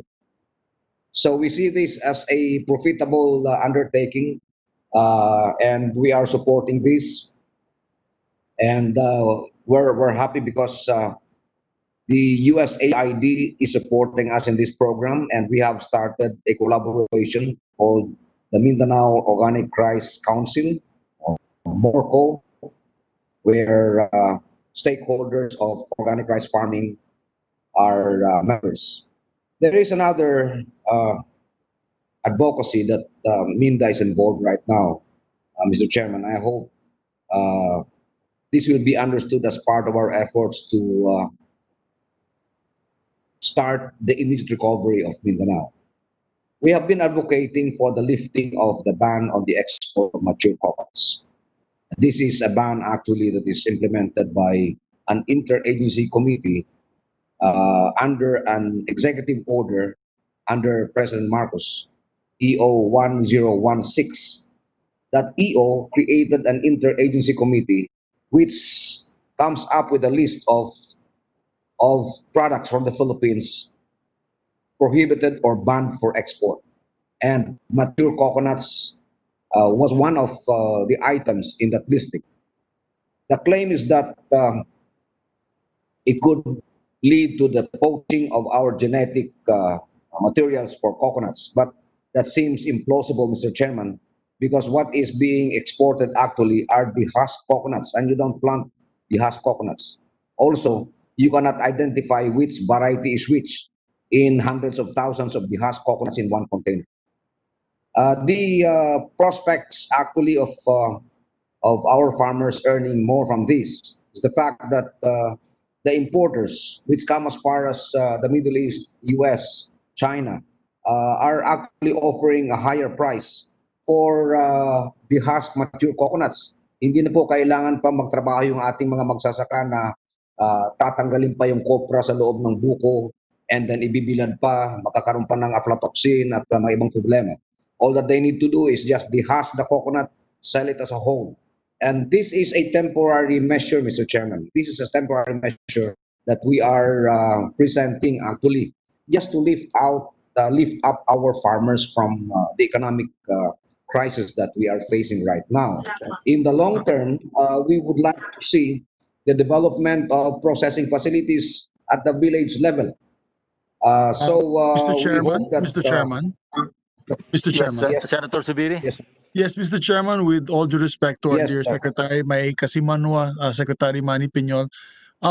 With all due respect, Secretary, if I may, Mr. Chairman, MinDA is starting to sound like the Mindanao Department of Agriculture. Because so far you've discussed about coconut, corn, coffee, rice, but as author of the law and together with Secretary Edgardo, former Senator Edgardo Angara, pareho po kaming author of the MinDA law, you're supposed to be the NEDA of Mindanao. So maybe move forward to the flagship projects like the Mindanao Railway System, seaports, airports, the major flagship projects, Mr. Secretary, with due respect, no? Because we're limited in time. And I'd like to hear your May I just flagship respond? projects, Mr. President. Mr. Chairman, May I thank just you, Mr. respond to Chairman. that? Mr. Chairman, may I just Yes, respond to the kindly respond, Secretary Piñol. you have to understand that Mindanao's economy hinges mainly on agriculture and fisheries. And since this is the foundation of our economy, I have always believed that building a strong agriculture, fisheries would lead to the building of industries, would lead to production of products that would be loaded in the trains that we are intending to establish in Mindanao. I hope Yes, we are I think understanding. I suggest you expound on that later during the question and answer portion. Are Yes, sir. you through with your presentation or about to wind up? Just a few slides more, Mr. Chairman. Yes, We to have the also permission of started. the members, kindly proceed. We have also started the Mindanao Water Supply Program in partnership with DILG and DBP. Since MinDA is not a funding agency, We are linking our communities without water systems to DBP so that they could apply for a loan. And we are introducing solar water systems and drum pumps in many areas in Mindanao with no water systems. To promote Mindanao, we have started an advocacy called the Mindanao Beauty and Bounty, where we promote beautiful areas in Mindanao, where we promote products from Mindanao. And so far, this has been a very successful program. We just post it on Facebook, and sometimes we would have viewership of up to 2 million. And we feel that this is an important program because it could change people's perspective of Mindanao. We have also revised our air connectivity. We were supposed to launch the Zamboanga Kota Kinabalu flight, but unfortunately we were overtaken by COVID-19. We launched the Manado Davao flight before COVID-19, but this was suspended because of the pandemic. For the BARM development advocacy, we continue to actively relate with the BARM new government, assisting them and partnering with them in many programs and livelihood projects in Basilan in disaster-prone disaster response. During the Holo fire, the implementation of the integrated area development for Taraca, Lanao del Sur, giving them access to financial support, establishment of an ATM in Malabang, a town where a huge cassava processing plant is, but which is not served by any bank. DBP has agreed to set up an ATM in the area. We are also computerizing our agri-fisheries database. And all of these, Mr. Chairman, are aimed at what we said are the parameters within which we would like MinDA to pursue our programs. One, to address poverty in Mindanao. Number two, to increase productivity. Number three, to trigger economic recovery. And number four, to sustain the gains of peace. Given all this, MinDA's National Expenditure Program budget for fiscal year 2021 amounts to only 172.319 million. May I appeal to this honorable body to restore the 40 million congressional initiative approved in fiscal year 2020 budget, but was offered to Bayanihan to Heal as one budget. If restored, it will fund three main projects of MinDA to support farmers, fisherfolk, small enterprises for inclusive agribusiness, environmental protection projects, particularly the Mindanao River basins and the urgent office transfer. Thank you and good morning. Thank you, Secretary Piñol, for the very enlightening presentation. I suppose the resource persons are now ready to respond to questions to be propounded by the members in the order of their log-in time, namely Senator Miggs, followed by Senator De La Rosa, Senator Bongo, Senator Villar, and Senator Pimentel. But before that, I would just like to make mention that all three agencies were recipients during last year's budget deliberations. You are all recipients of congressional initiative initiated by this subcommittee, adopted by the mother committee, and included in the GAA. Unfortunately, as we all know, medyo tinamaan tayo ng COVID, so yung iba nabawasan, yung iba hindi na-release at all. As Secretary Piñol mentioned, yung 40 million that was an augmentation actually for this year's national budget for MinDA, hindi rin na-release kasi na FLR. Anyway, the chair will now recognize Senator Subiri, followed by Senator De La Rosa. Take it away, Majo. Thank you very much. Thank you very much, Mr. Chairman. Thank you very much to our colleagues and to our resource persons. Good morning to Secretary Piñol, of course, Secretary Galvez, and my dear friend Secretary Galvez, and of course my dear friend former Congressman Jerry Salapudin of SPDA. Nice to see all of you. Yeah, just maybe I'll start first with the MinDA because that was the last discussion that we had, a presentation that we had. Sec, no, again, no, with due respect, in the previous hearings kasi we've had with MinDA, they would focus initially on the macro of Mindanao. Because again, as author of the law, let me just remind you, as author of the law, we created MinDA as a NEDA for Mindanao. Meaning when I say NEDA, almost all major infrastructure projects that will boost the economy of Mindanao is lodged into your department or your authority. That was the intention of the law. And no, I completely agree with you. DA or agriculture and fisheries is a strong component of that. Walang problema. I'm an agribusiness guy from UP Los Baños, so you're preaching to the converted. We believe that agri and fisheries is a very big, strong component. But to link all of this, we created MinDA precisely because we were falling behind Luzon and a little bit from the Visayas because Cebu and these other areas being developed like Iloilo was being developed with massive infrastructure projects, programs on a larger scale. So the reason why we created MinDA was really to catch up with Luzon in its development, Central Luzon, Southern Tagalog, and NCR. So in the previous hearings that we would have on MinDA, Mr. Chairman, we would see presentations of airports that will be built, seaports that will be built, yung Pangil Bay Bridge natin, that was a major project of MinDA, which is now being built by our government.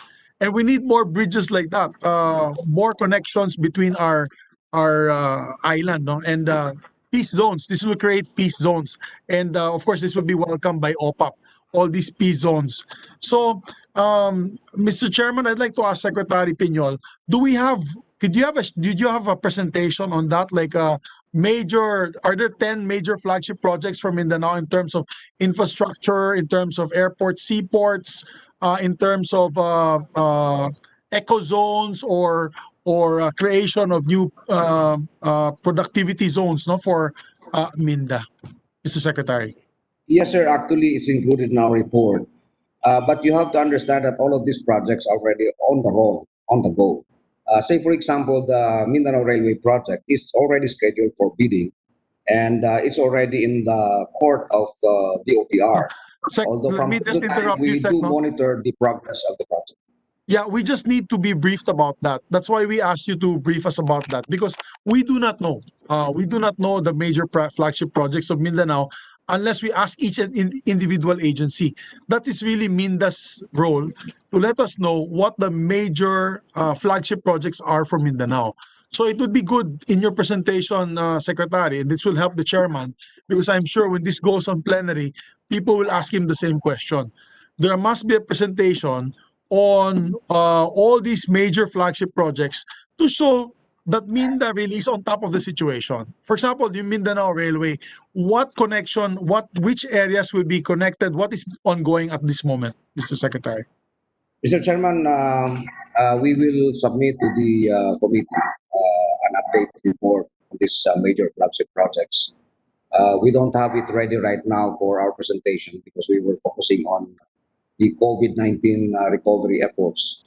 But since this was brought up by Senator Subiri, we will immediately, ASAP, submit within the next 24 hours the updates on these major projects. Yeah, Secretary Piñol, apropos to the questions raised by Senator Subiri, I would like to find out, or we would like to find out, how MinDA interacts with other planning bodies or agencies, GOCCs, NEDA, and even the RDCs in Mindanao. Because I understand you covered the whole of Mindanao. So we'd like to find out how MinDA interacts with these agencies, planning bodies, actually.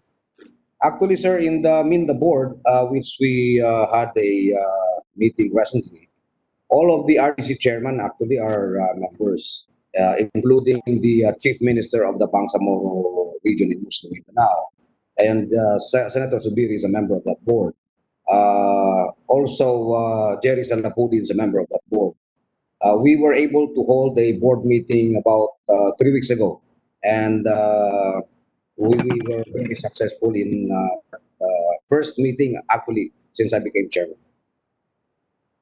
And since the Chief Minister of, excuse me, Senator Subiri. Yes, please go ahead, And since Chairman. the Please go Chief ahead. Minister of BARM is a member of MinDA, how's your working relationship in regard to planning and even implementation of projects under the area of BARM? And I think Senator Subiri will be very interested in this because he's the principal sponsor and author of the BARM Law 11469. No, sorry. Anyway, the BARM Law. Si Yes. Senator Subiri yung author and sponsor. So kindly respond to the question, Secretary. Sir, actually, parang carry over yung membership ni Chief Minister Murad doon sa dating ARMM. Kasi yung dating ARMM governor was a member of the board. Now, as Chief Minister of BARM, Chief Minister Murad sits as member of the MinDA board. And we have just recently finalized a draft memorandum agreement to be signed between MinDA and BARM on series of cooperation programs. Say, for example, we are jointly working on addressing power supply to BARM households. We are addressing water supply in BARM communities. And we are also assisting BARM, Mr. Chairman, in other areas like the development of a possible economic activity in Basilan. Thank you. Thank you, Senator Subiri. Thank you. Sorry You're for welcome, interrupting. Chairman. Very valid questions, Mr. Chairman. So, I mean, you know, you have a very small budget, Secretary Piñol, so I'm not going to Yes. badger you that much. As a matter of fact, MinDA really needs all the help it can get, and we will try to facilitate the funds as much as possible. But my questions really were on the flagship projects. If you can give us the flagship projects per region, para naman, kasi, you know, I'm a senator from Mindanao. So when I go to Mindanao, I'm actually in Cagayan de Oro now. I'm based in Mindanao now. I've been living here the last 6 months. So whenever I go around, they ask me, ano ba pong project para sa Region 10, Northern Mindanao? Ano bang projects para sa Region 12? Ano bang projects para sa Caragao when I'm in Butuan? Para naman I can say na for Minda's plans and developments, ito po yung gagawin natin, i-connect natin the tourism highway, we will make a tourism corridor, we will make an agri corridor here, we will have these in major infrastructures, we'll have a new airport here. For example, you have your airport in North Cotabato, what's the name of that? Mlang Airport, di ba? Mlang yan, sa Mlang. We also have one in Bukidnon that we're building. Things like that we can present to them para the people from Northern Mindanao and Soxargen have access with the middle of Mindanao may access to airports. We have also the ports and bridges and all that. So, yan ang macro. As Senator kasi, when we go around Mindanao, and Senator Coco is logged in also as well with us, Senator Bato is with us. Siyempre, pag uwi ni Senator Bato sa Davao Region, gusto rin niya i-report ano ba yung mga flagship projects for the Davao Region and then the other regions connected to Davao. Kasi siyempre the growth of Mindanao is the growth for everyone who lives in all the regions, the 4 regions of Mindanao. So, or the 5 regions of Mindanao. Kaya, Sec, napakahalaga, yung macro din. No? I appreciate your effort on the corn, on coconut, on fisheries, on all the other agri projects, so the livestock projects and all that. Pero eventually, you have not to you cannot veer away from your macroeconomic function in MinDA. Because really, when we created MinDA, and I know everyone from MinDA is listening, when we created MinDA with Senator Edgardo Angara, the father of our finance chair, the idea really was that you will coordinate with all the regions to the RDCs and then coordinate with national government, DPWH, DOTR, all the major infrastructure programs of government for the share in Mindanao. Kasi ang nangyari when we had MEDCO before, Mr. Chairman, MEDCO was created really to make sure that Mindanao got a fair share of the national budget. Kasi before, alam ni Senator Bato ito, Senator Coco, we only had about maybe less than 15%. When I was a congressman in 1998, At that time in the budget, we only had 15% of the national budget. The whole Mindanao, kasama na IRA, kasama na projects. Kaya luging-lugi.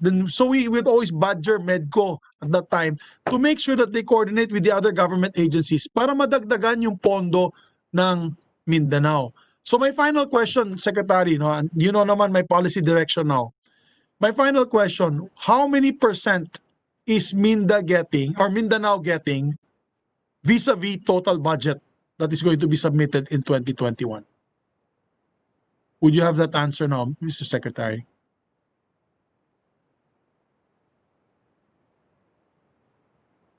Fundamental yan. I'm sure the Mindanao bloc will ask that in Yes, the House it's of between Representatives. 60%. We have numbers about this. And Yes. going back to the emphasis of Senator Subiri on MinDA's involvement with flagship projects, we have not lost track of that function, Mr. Chairman. We are actually on top of that function. But I thought that in the face of our efforts to recover from COVID-19, I thought that when we presented these programs, very specific programs, about our economic recovery in Mindanao, that it would be appreciated by the Senate Committee. But let me assure you that, and I plead guilty. I was the one who actually tweaked a little bit our direction and focus in MinDA. Because, Mr. Chairman, you have to understand this. 8 of the 10 poorest provinces of the Philippines are in Mindanao. We cannot lose sight of that fact. And while we are deeply involved with macro projects, the railway, the bridges, I don't think we should lose track of the fact that many of our people are suffering in poverty, and we have to look at this very, very, if you'd call it micro detail. But this is very important in the economic prosperity of Mindanao. As I've said, and I joke, when I assumed office, Mr. Chairman, I actually joke. Sabi ko, anong ikakarga natin sa train kung walang produkto yung ating mga tao? So ito po yung basic philosophy behind the little shift that I made. And I admit, I made that shift, Mr. Chairman. Pero hindi namin iniwanan yung flagship projects. Nag-focus lang talaga kami doon sa productivity, addressing poverty, and right now, Mindanao's economic recovery. Sapagkat tingin ko, hindi natin pwedeng tingnan lang yung Mindanao from the perspective of, from the big picture, but we also have to look at the smaller picture. Like say, for example, 2 weeks ago, Mr. Chairman, I went to a village. Near the village, actually, I did not reach the village, where people, 140 families, have been living without any presence of government. Walang nakarating na gobyerno. Ito po yung masakit na kwento ng Mindanao, Mr. Chairman. While we're talking big-ticket projects like bridges, Mr. airports. Chairman, Yeah. with the permission of Secretary, I totally agree with you, Mr. Secretary, but there's duplicity in this. We have the Department of Agriculture. We have the regional directors in every region of our regional directors for the DA. We can coordinate as a body. Maliit lang kasi yung budget niyo po, Secretary. So if you're gonna have your budget giving corn project to this place, we appreciate yung ginawa mo sa Bukidnon, sa northern part on the vegetable corridor. We truly appreciate that. But your budget kasi is limited. Ako naman, if you, for example, the Pangil Bay Bridge project that is being created now, it will hire thousands of people. Right now, people need jobs also. So when you build the Mindanao Railway, you're hiring tens of thousands of Filipinos, Mindanaoans. So these projects, pag na-spearhead mo yan, pag sinepard mo yan ng Minda, this will be thousands of people who will be employed also. Diba? So don't lose focus on that, Secretary. Please don't lose focus on that, because we need those flagship projects to jumpstart the economy. Right now, the only way to jumpstart it really is infrastructure, railways, roads, bridges, airports, seaports. Because in the absence of that, where will we send the products? We are having a hard time sending our products from Bukidnon to all these areas because of the lack of infrastructure. If we had the train built, wala kaming problema, lalo na sa corn na yun, napakababa ng presyo ng corn. But with that, again, Chairman, no, kasi I want to ask OPAPP a few questions, so I don't want to waste the time of the committee. So yun lang, Sec. I also still have to get the answer from you. How much is Mindanao's share in terms of the national budget? That is a very big fundamental question, because if we are below, if the other areas are getting much higher than us, in terms of comparison, in terms of figures, I think we will be failing in our job to make sure that Mindanao gets the fair share of budget from the national government. Particularly so that the president is from Mindanao. So yan talagang trabaho dati ni Secretary Vic Lau. Remember Secretary Vic Lau of Davao?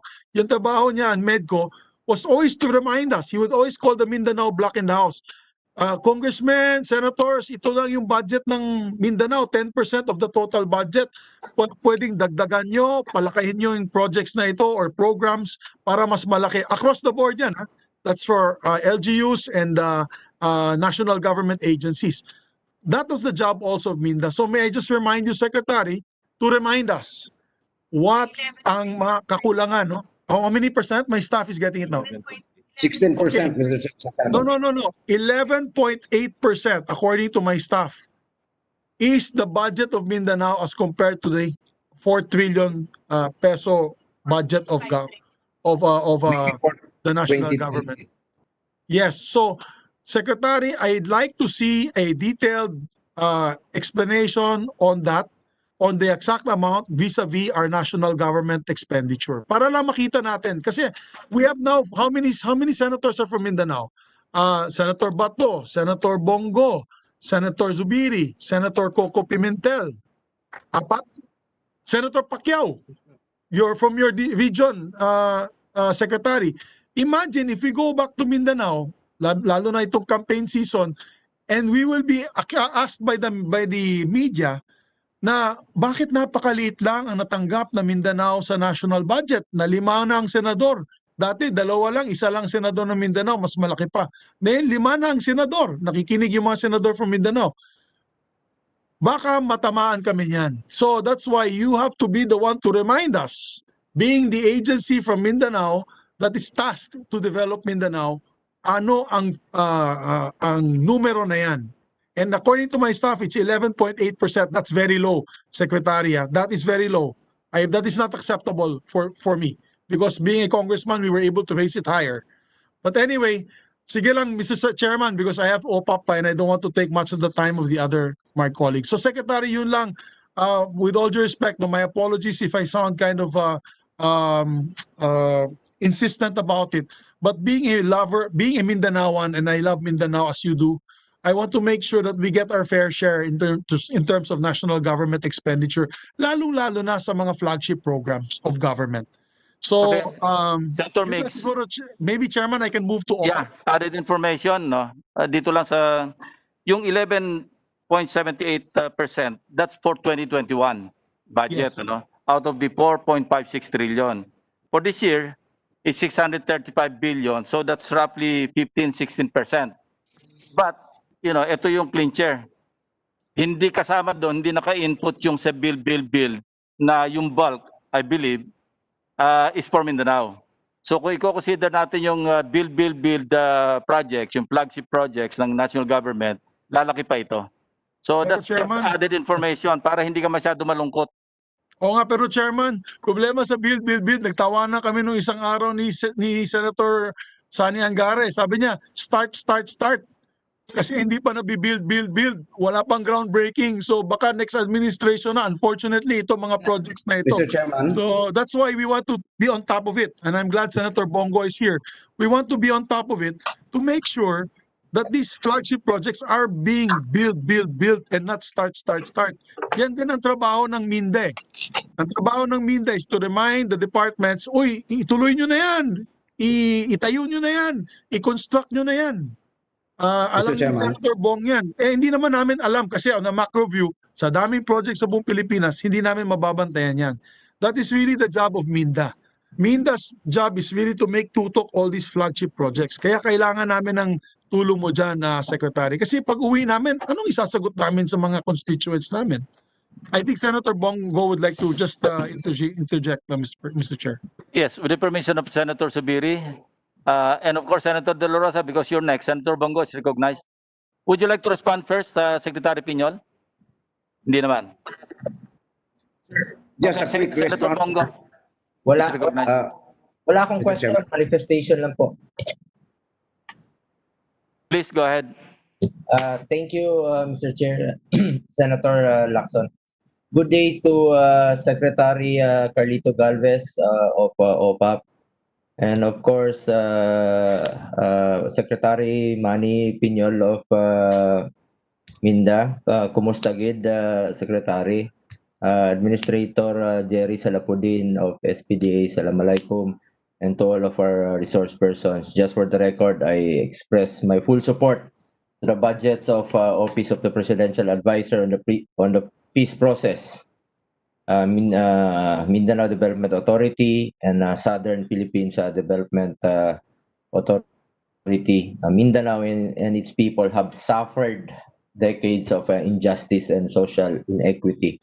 The government must continuously strive to bring about the much needed reform and development in the Mindanao region and ensure just inclusive and lasting peace in the area. Earlier this year, I have proposed the Balik Probinsya program, which the executive department adopted to decongest Metro Manila and other big metropolitan areas by encouraging people to settle down in their provinces. To do this, I emphasize the need to boost the development in our rural areas by ensuring peace and order in the area, creating jobs, incentivizing businesses to invest in the countryside, and providing support for micro, small, medium enterprises. Among others, I particularly laud the Mindanao Development Authority for its participation in the Balik Probinsya Bagong Pag-asa program in coordination with the concerned LGUs, BP2 member agencies, and other relevant institutions.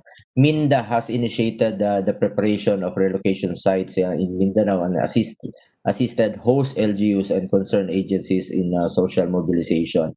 Ako po, taga Mindanao rin po ako, katulad ni Senator Bato, Senator Zubiri, Senator Coco, and Senator Pacman. I also commend the SPDA for promoting the development of the Southern Philippines through their various programs and projects. I also urge the SPDA to assist in the development of the BARM. Lastly, I laud the OPAPP headed by Secretary Galvez for its efforts in the development of the Bangsamoro. Kahit na busy po siya sa National Task Force ngayon against COVID, pero dyan pa rin po siya sa kanyang trabaho, particularly in the implementation of the normalization program. Importante po kay Pangulong Duterte ang kapayapaan sa Mindanao bago po matapos ang kanyang termino. Ito po ang kanyang mini-meeting mangyari po sa Mindanao. Ginagawa na po niyang lahat sa mga Muslim brothers natin ay ginagawa po niya ang lahat. He's doing his best to achieve just and long-lasting peace. We hope that the government's efforts will be successful in achieving sustainable peace and development in Mindanao. Yun lang po, full support po ako sa tatlong ahensyang ito. Thank you, Mr. Chair. Thank you, Senator Bongo. Back to Senator Zubiri. Thank you very much, Mr. Chairman. Chairman. So, okay na siguro ako kay Sec Manny para we can move on because I'm taking the time already of Senator Bato. Is it all right, Senator Bato, na I'll just ask OPAPP a few questions lang po. Thank you. To my dear Secretary, my dear friend, Secretary Galvez, first of all, good job with your handling on the COVID pandemic. I know you're swamped with so much work on that issue, and sometimes the odds can be against you. But again, like a good military man, you're doing it with your whole heart and your soul. So thank you very much, Secretary. Sec, yung akin lang, one fundamental question on the issue on the peace process. You know, we worked together when we passed the Bangsamoro Organic Law, and you were with me side by side when we went all these camps and discussed all these issues with our friends in the, of course, in the peace process, no, our partners in the peace process, the MILF. But I'd like to focus on the MNLF, dear Secretary, because you know that during the election or during the plebiscite, we lost in, although not by a large margin, but we lost support in the Sulu area. So we'd like to ask your position or what has been done by OPAPP to regain the trust and confidence of the leaders, not just political, but the leaders in the Sulu or the Tausug areas, because that's the MNLF areas. Have we have any gains, Mr. Secretary, on these peace initiatives with the MNLF and the areas of Sulu? and Tawi-Tawi. Sir, Mr. Chairman, I'll just, sir, first of all, I would like to thank Senator Subiri for the shepherd, for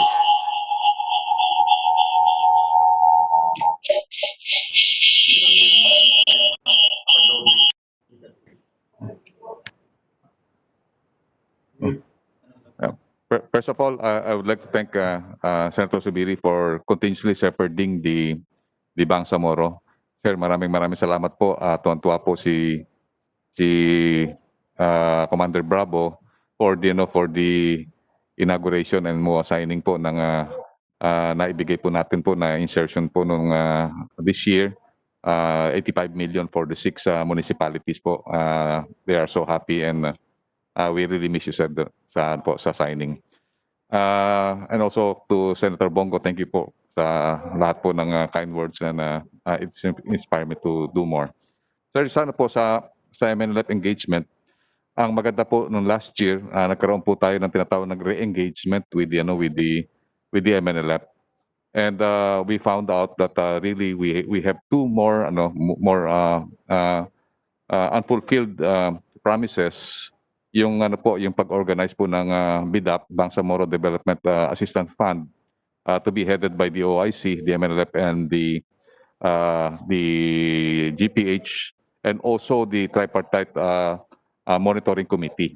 And with that, it built a lot of confidence to both parties from the Miswari and Jikiri group.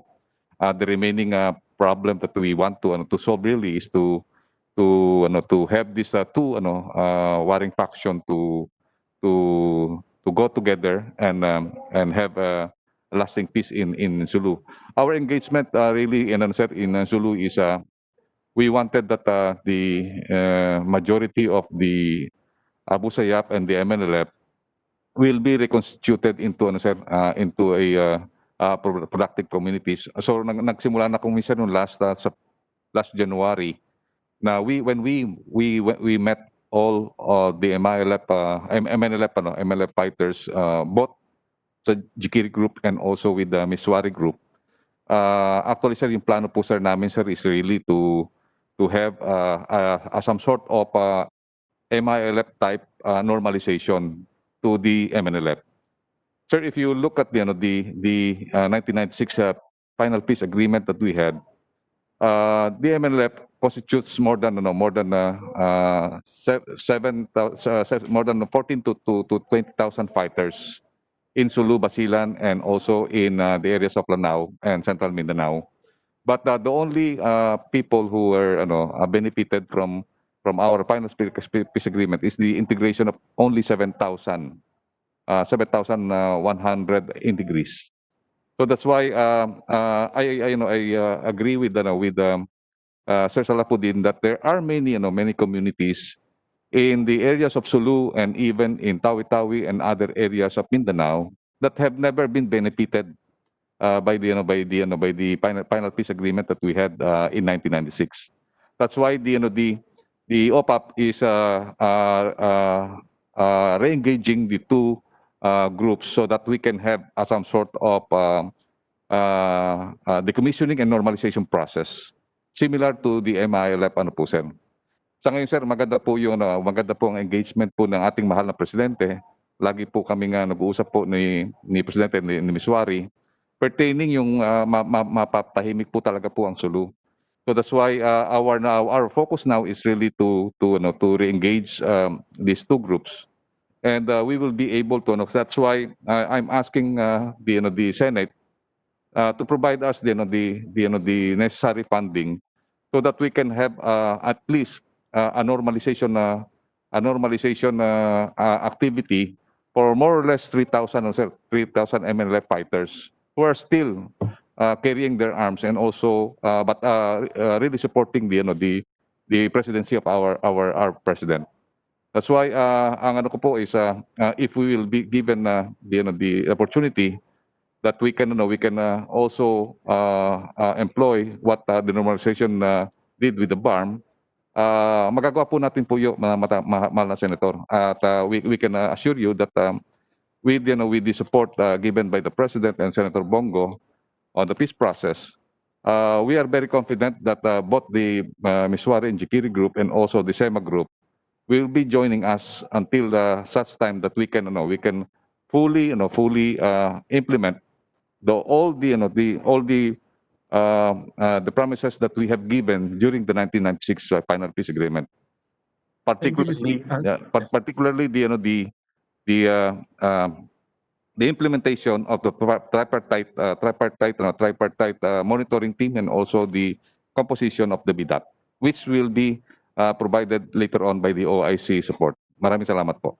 Thank you, Mr. Chairman. Thank you, Secretary, because it seems that it's still the weakest link.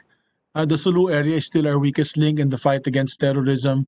And as you notice, no, because of our Bangsamoro Organic Law, medyo dun sa Maguindanao area, the areas in the mainland ay tahimik na po. I'm so happy that the guns have been silent. Of course, there are skirmishes between the BIFF, may mga may mga pasaway, but overall, the region has been very peaceful in the last 2 years and very productive, I may say, because and I'm sure Secretary Peño will confirm this. A lot of investments are being made again in Maguindanao, in these areas like Lanao. So magandang senyales yan. So ito na lang po ang problema natin. I think the problem will be in the Sulu area. So we need to maintain the peace there and the coordination with the different groups, particularly with the MNLF. So very key po si Secretary, former Governor Miswari on that issue. And finally, Mr. Chairman, I won't belabor the point anymore. I have no questions for SPDA. I just have to ask Secretary Galvez, Sec, so okay na po kasi because last year, you have to remember na nagka-problema po tayo, Secretary, di ba? Hindi napasok yung mga lugar ni Commander Bravo sa BOL. Because of that, obviously, he cannot get the support of the BARM government being outside of the BARM area. So we initiated in the Pamana program a total of actually 50 million po siya for mostly po ito di ba, Sec, mostly tractors. We were supposed to buy tractors and then I believe also a bulldozer ba yan or grader para sa road construction nila and then a road opening to their area there in the camp para gumanda yung kalsada papasok ng kampo. So kamusta po yung implementation nito, Sec? Just kasi alam ko na COVID tayo, hindi naman yata pina-check ko, hindi naman yata na FLR to because it's part of the peace process. Thank God, no?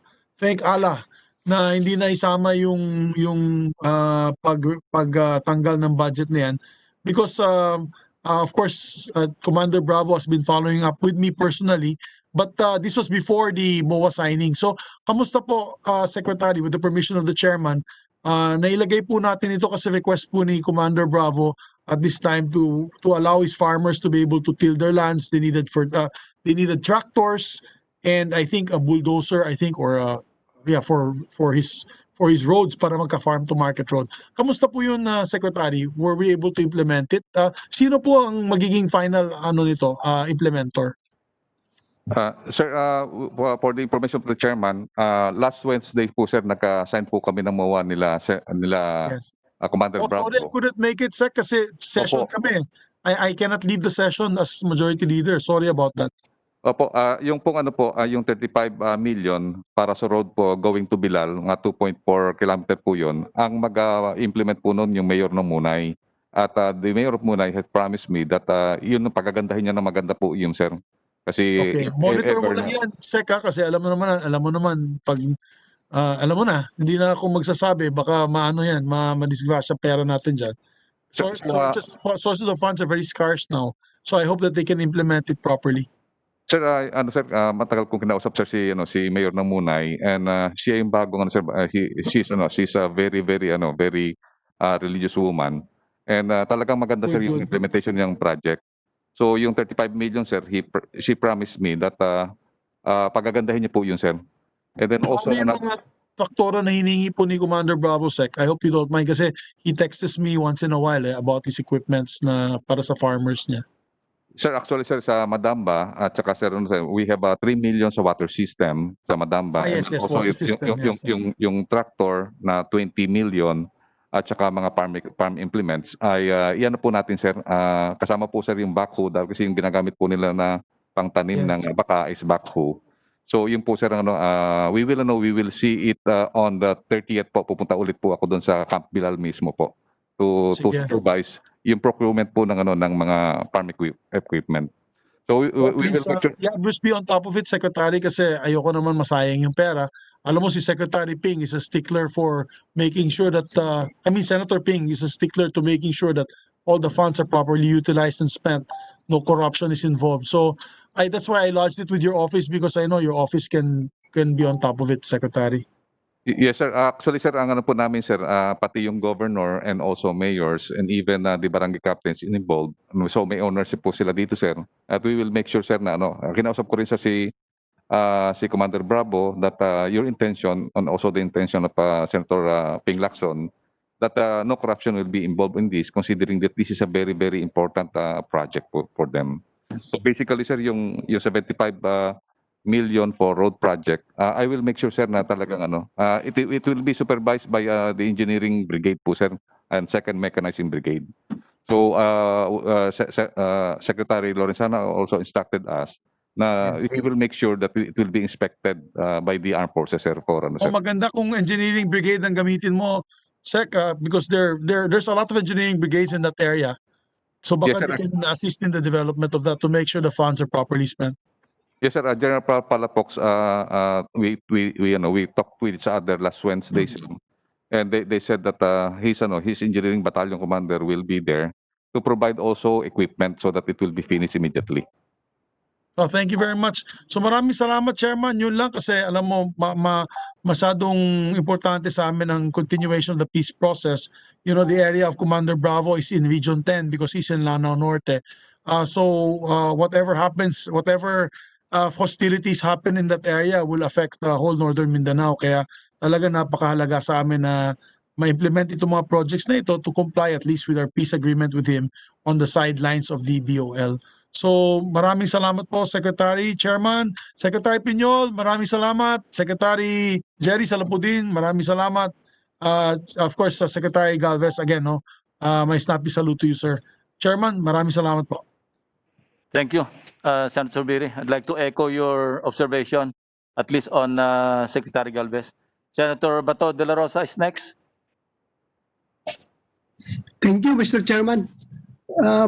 Maliit lang na question, Mr. Chairman, para kay SPDA Administrator, Sir Jerry Salapudin.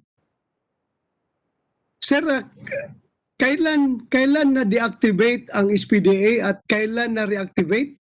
At ano ang rason sa deactivation?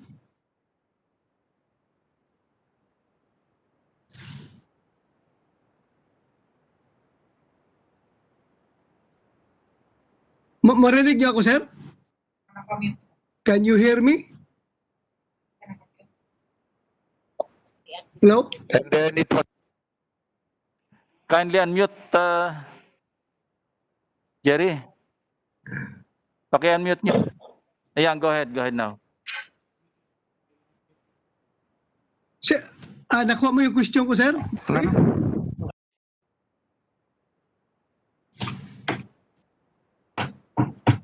the SPDA was in March 2003, Mr. Chairman, and then it was reactivated by President Duterte in August 2006. May we know, sir, During the time of President Gloria Macapagal Arroyo.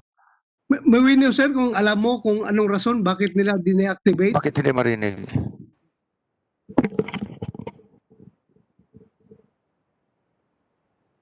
Hello, please. Go ahead, Senator Ronald. Narinig ka na niya? Yes, sir. May we know, sir, kung alam mo yung rason bakit dineactivate ni President Arroyo? One of the reasons why President Gloria Macapagal Arroyo deactivated the SPDA, I can recall because I was Deputy Speaker of the House of Representatives, was because of some factors. like poor performance, conflict or feud between the MNLF nominees or appointees in SPDA and the sitting administrator that time, Zamzami Nampatuan, who is now Undersecretary of Agriculture. And because of that, President Gloria Macapagal Arroyo decided to, that time, to abolish it. But because of the final peace agreement that included the provision that SPDA will be one of the agencies which the autonomous region wants to acquire, so it was put on hold. And when I assumed as administrator, the SPDA was not yet fully hanging in the balance. So I made representation with the Office of the President for its full reactivation so that it can perform its broad mandate for the socio-economic development of Mindanao. And so we succeeded in that, Mr. Senator. Ang kulang na lang po sa amin ay appropriate budget. And imagine we are covering the entire of Mindanao and we're only allocated by DBM a meager resource of 76 million for 2021. How can we prosecute our broad mandate, Mr. Chairman, Mr. Senator? As lamented by Senator Mig Zubiri, my former colleague in Congress for 9 years, no?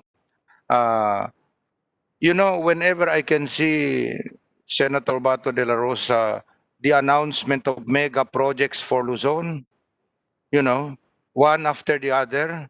And then I look to Mindanao, I did not hear any mega projects of any sort implemented for Mindanao. As a Mindanaoan, I deep in my heart, I feel so sad. And then since our president is already on his last 1 year and 8 months of his term, I wonder if we can still reinvigorate the necessary thing to do in order to implement mega infrastructures for Mindanao. And SPDA, Mr. Senator, with its broad authority, is actually mandated to implement mega projects for Mindanao if only it has the necessary support from the national government. Yes, sir. Thank you, sir. Thank you for that. Anyway, please don't get me wrong. Kaya nga my question is not directed towards your budget dahil alam ko napakaliit ng budget ng mga ahensya ninyo. Akin lang, just to give a simple explanation doon sa mga ordinaryong tao na nagki-question ng about duplication of function or redundancy of roles. Kasi sabi na, sir, ano bang diferensya ng SPDA, Southern Philippines Development Authority, at saka Mindanao Development Authority? When you say Southern Philippines, it's Mindanao. Tapos development. So parang pareho lang sila ng function. Gusto ko lang ma-explain natin sa kanila dahil nga may nagda-doubt yung iba na duplication of function at saka redundancy of roles.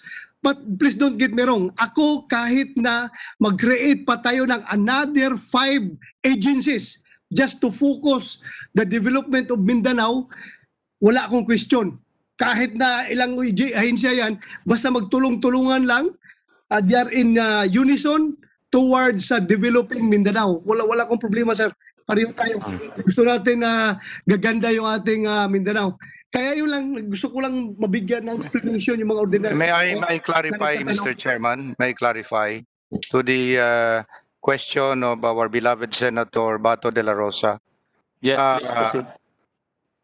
The similarity of SPDA and MinDA, Mr. Chairman, Mr. Senator, is we both cover the entire of Mindanao. Yes.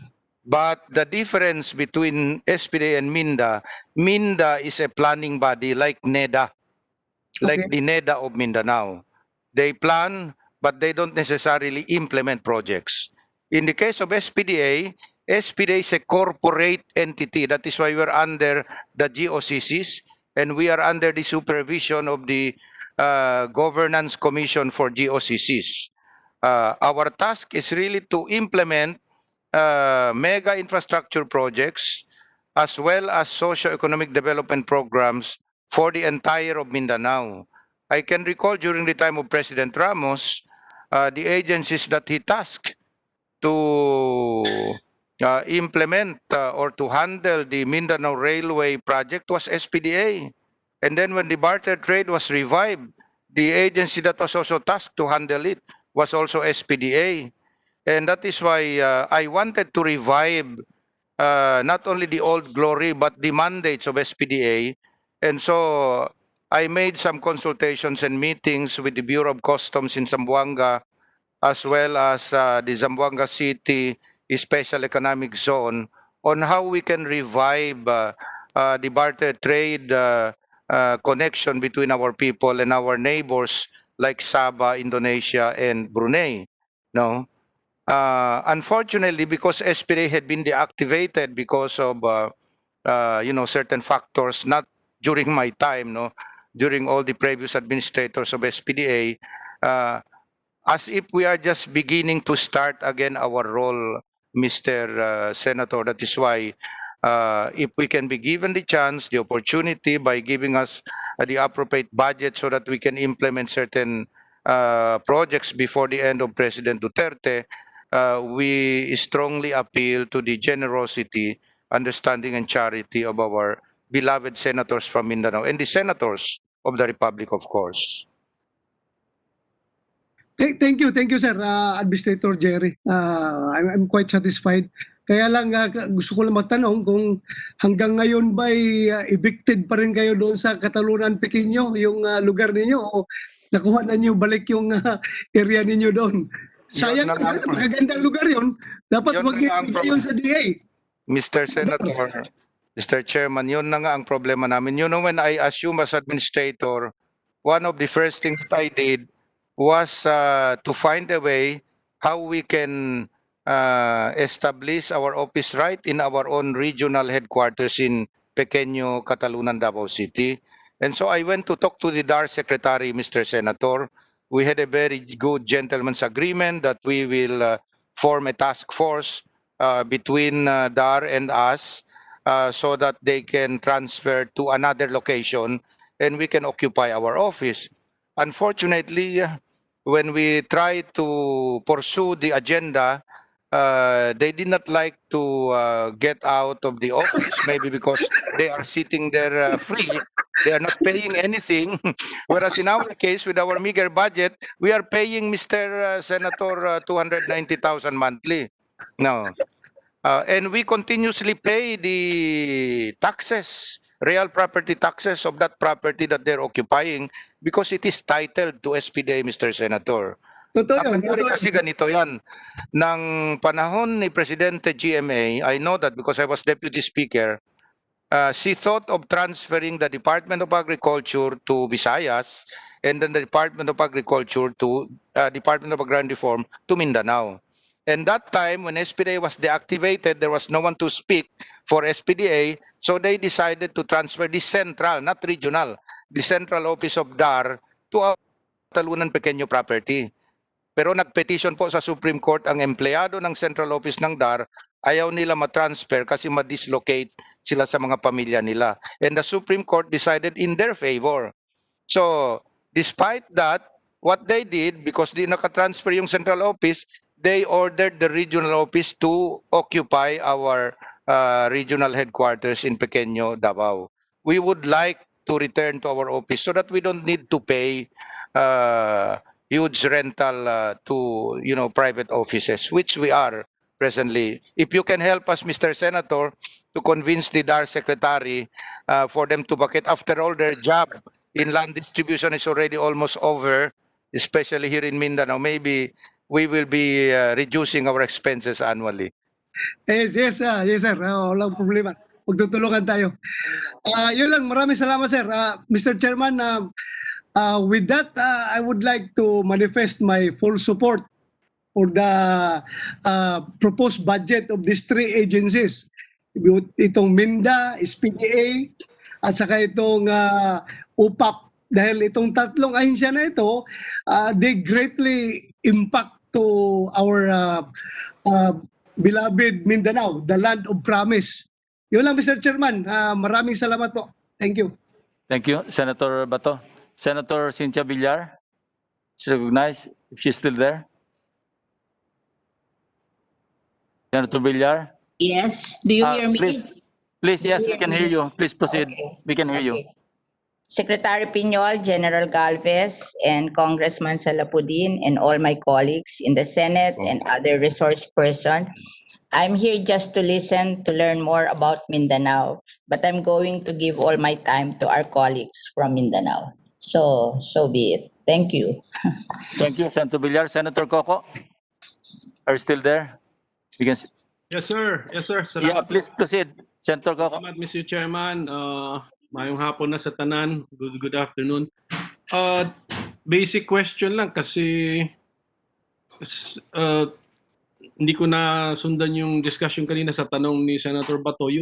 Ano yung basic difference ng SPDA at saka MinDA ulit in layman's terms, yung madaling maintindihan po. Kasi sabi ni SPDA Administrator, Congressman Salapudin, their coverage is the entire Mindanao. From the Mindanao Development Authority, entire Mindanao din po dapat yan. So ano yung napakadali pong matandaan na difference nitong dalawa to avoid the duplication of expenditure? May I reply, Mr. Chairman? Please, Before respond. my friend Secretary Piñol may reply.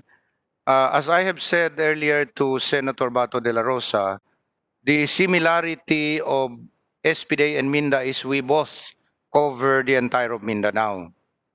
The difference, Mr. Senator, Mr. Chairman, is MinDA is a government agency, whereas SPDA is also a government agency, but it is a corporate entity. That is why we are under the supervision of the Governance Commission for GOCCs or GCG. No, we are a corporate entity for socio-economic development of Mindanao, and our mandate is very broad. As a corporate entity, we can go into any income generating projects, including infrastructures, that can trigger socio-economic development in Mindanao. Because when SPDA then was created by the Marcos administration, it was actually to respond to the Moro rebellion when there was still no negotiation for peace settlement that time. And so what Marcos did, he created the SPDA to supposedly trigger socio-economic development in Mindanao and then gave it so much power. It's almost like an autonomous region, Mr. Speaker, Mr. Chairman. Okay, and tapos so you're asking for a corporate operating budget. Ano pong ibig sabihin nun? Kasama na din lahat ng pasweldo po dyan? Kasama na po yan, Mr. Chairman, Mr. Senator. Pero dahil sa liit po ng budget namin, di talaga kami makakilos. Kaya ang appeal namin po sa mga senator at saka congressman natin sa Pilipinas, I hope they will consider giving bigger budget for SPDA so that it can implement many of the major undertakings that it intends to get into that can generate income for the office and the government. Because whatever income that we generate as a GOCC, we should remit to the national government. But because we have never been given sufficient budget, so we were not able to implement impact socio-economic development projects. Okay, The other principal mandate of SPDA is also to help even in the rehabilitation of the Moro revolutionaries like the MNLF and the MILF. It's really in the provision of the charter of SPDA. so kahit wala ng income doon, hindi naman natin expected na may income doon. So SPDA is budgeted like an ordinary government agency din. Ganun din po. The full amount that you need to exist and to operate will be in the budget. Yes, because we have not yet been generating income yet. Especially so because there was a period we were deactivated. The office was deactivated for more than 10 years. Mm. And then it was only sort of revived again, but not fully functional by President GMA. And then the only time that its full power was restored was during the time of President Duterte when he appointed me to this office. Pero ang kulang sa amin ay budget talaga. Yes, sir. Yes, sir. Yung Secretary Piñol sa MinDA, nasundan ko yung exchange ninyo dialogue ninyo ni Senator Zubiri. At ganun din po yung impression ko talaga that the Mindanao Development Authority is NEDA's counterpart for Mindanao. Ngayon, tinignan ko ngayon yung pina-research ko mabilis sa staff ko yung budget ng NEDA. Tatanggalin ko lang yung attached agencies doon, yung kanyang basic core, yung kanyang research, yung kanyang operation ng office, plus yung kanilang capital outlay on informations, technology, ganon. Tapos i-divide natin na hindi lang nga divided by 3, divide natin ng 5. Let us say 5 na lang gamitin natin to make it smaller. You actually deserve 300 million eh. Even if we do that, even without your activities, kasi yung mga programs and project and activities done by the regular departments po yun. But if you function like the NEDA for Mindanao, yung research, yung planning, computerization of your data, consultants, ganon-ganon, we might even be able to justify more than your requested budget. But do you agree, first and foremost, with the idea that MinDA's activities should be compared to NEDA's planning activities minus yung mga attached agencies niya, kasi andun yung lumaki yun, the national ID nasa ilalim ng NEDA budget. Mr. Chairman, with your permission, may I respond to the query of Senator Pimentel? Actually, sir, MinDA's function is broader than that of NEDA because we also cover diplomacy. Please remember, the chairman of the Mindanao Development Authority is the signing minister of the Philippines in the BIMP-IAGA. And beyond that, we cover almost all facets of governance, from planning to integrating. And I know some people may be surprised because we seem to have a lot of activities, although our money is very little. Actually, integrating agency po ang MinDA. Meron kami mga programa na ini-integrate lang namin yung mga bawat ahensya. Like say, for example, we could call on BA to support us in a certain project. Kami lang po yung nagpaplano based on our consultations with the local government officials and the RDCs. Kami lang po, kami gumawa halimbawa ng Metro Davao Master Plan. Tayo pong gumawa ng Northern Mindanao Master Plan. May ginagawa po tayo ngayon na Master Plan for the Picong Seaport. But beyond these major functions, Mr. Chairman, like what I said earlier, I have actually, when I came in August of last year, I actually tweaked the function of MinDA a little bit without going beyond its mandate. And that is to address poverty, productivity, and work on the gains of peace by the Duterte administration. Because I believe that these are very important components in the development of Mindanao. And let me just brief, Mr. Chairman, hindi ko lang po nasabi kanina kay Senator Zubiri. Actually, naunahan niya lang po kami. By the end of this month, we will already start our regional consultations with the RDC chairman, lahat ng gobernador. Kasi po, naisip namin na last 2 years na lang si Presidente Duterte at ang daming mga cabinet officials galing sa Mindanao na gusto naming maipaalam sa kanila kung ano pang kulang. So, starting next week, one region at a time, kakausapin po namin yung mga gobernador. We will ask them, can you identify at least 1 or 2 major projects that you really need for your province that we can submit maski hindi na 2021, 2022 budget. No? So ito po ang gagawin namin initially, and then as soon as we are able to collate all of these projects, we will engage with you, Mr. Senator, yung mga senador from Mindanao and yung ating mga cabinet officials from Mindanao para masabi natin na ito, last 2 minutes na Duterte administration, ano ang maiiwan nating mga opisyal ng taga Mindanao sa Mindanao under the Duterte presidency. Thank you, sir.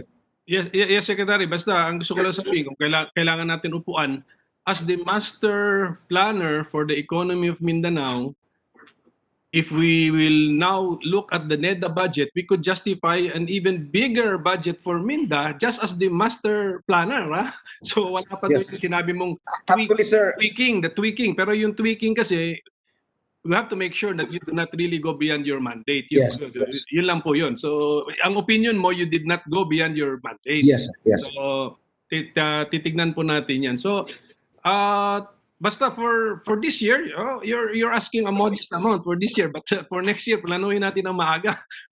Pakita ko sa iyo, pina-research ko rito that if you're 1/3 of the country, you should be in the vicinity of 1/3 of NEDA's economic master planner budget. Pero dinivide ko na nga ng 5. Pwede ka nga mas mataas pa than the 179 that you are asking, that you have, plus 40, 219. You're asking for 200. Mas mataas pa po doon. So, di bali po, ano lang, food for thought po yan for next year's planning na lang po yan.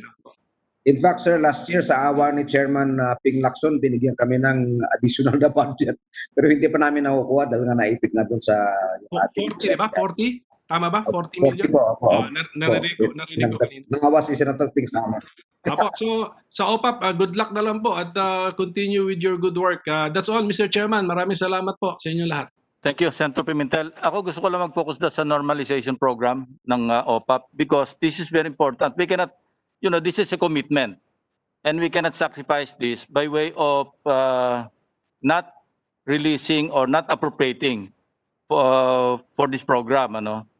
Ang sa record dito, nabawasan kayo in the 2020 budget ng 87.6 million sa normalization. But you receive from the contingent fund in the amount of how much? 1.3 billion?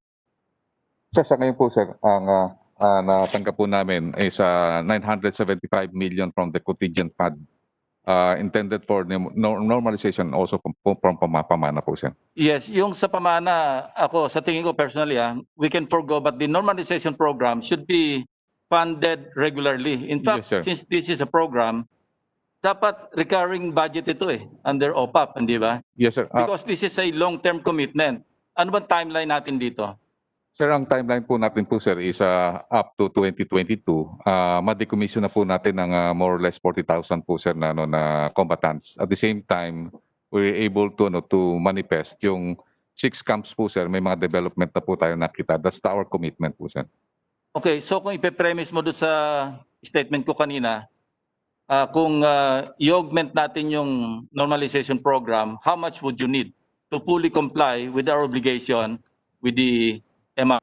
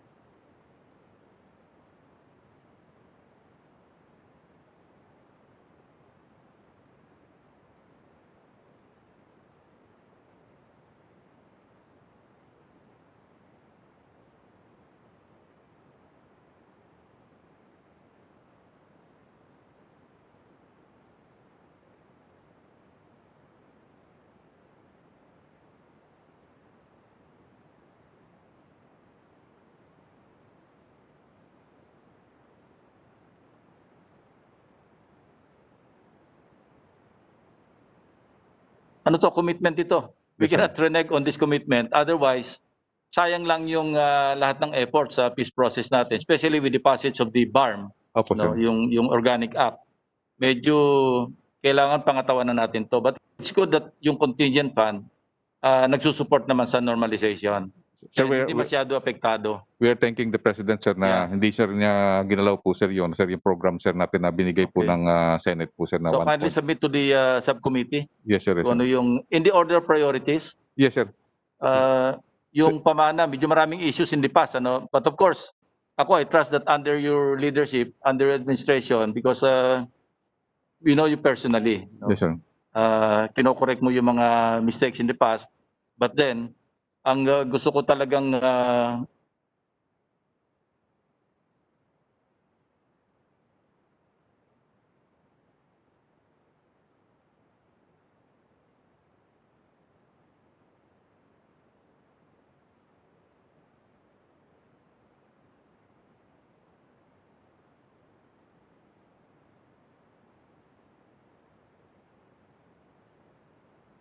thank you, Secretary Piñol and Secretary and Administrator Salipudin. Thank you very much.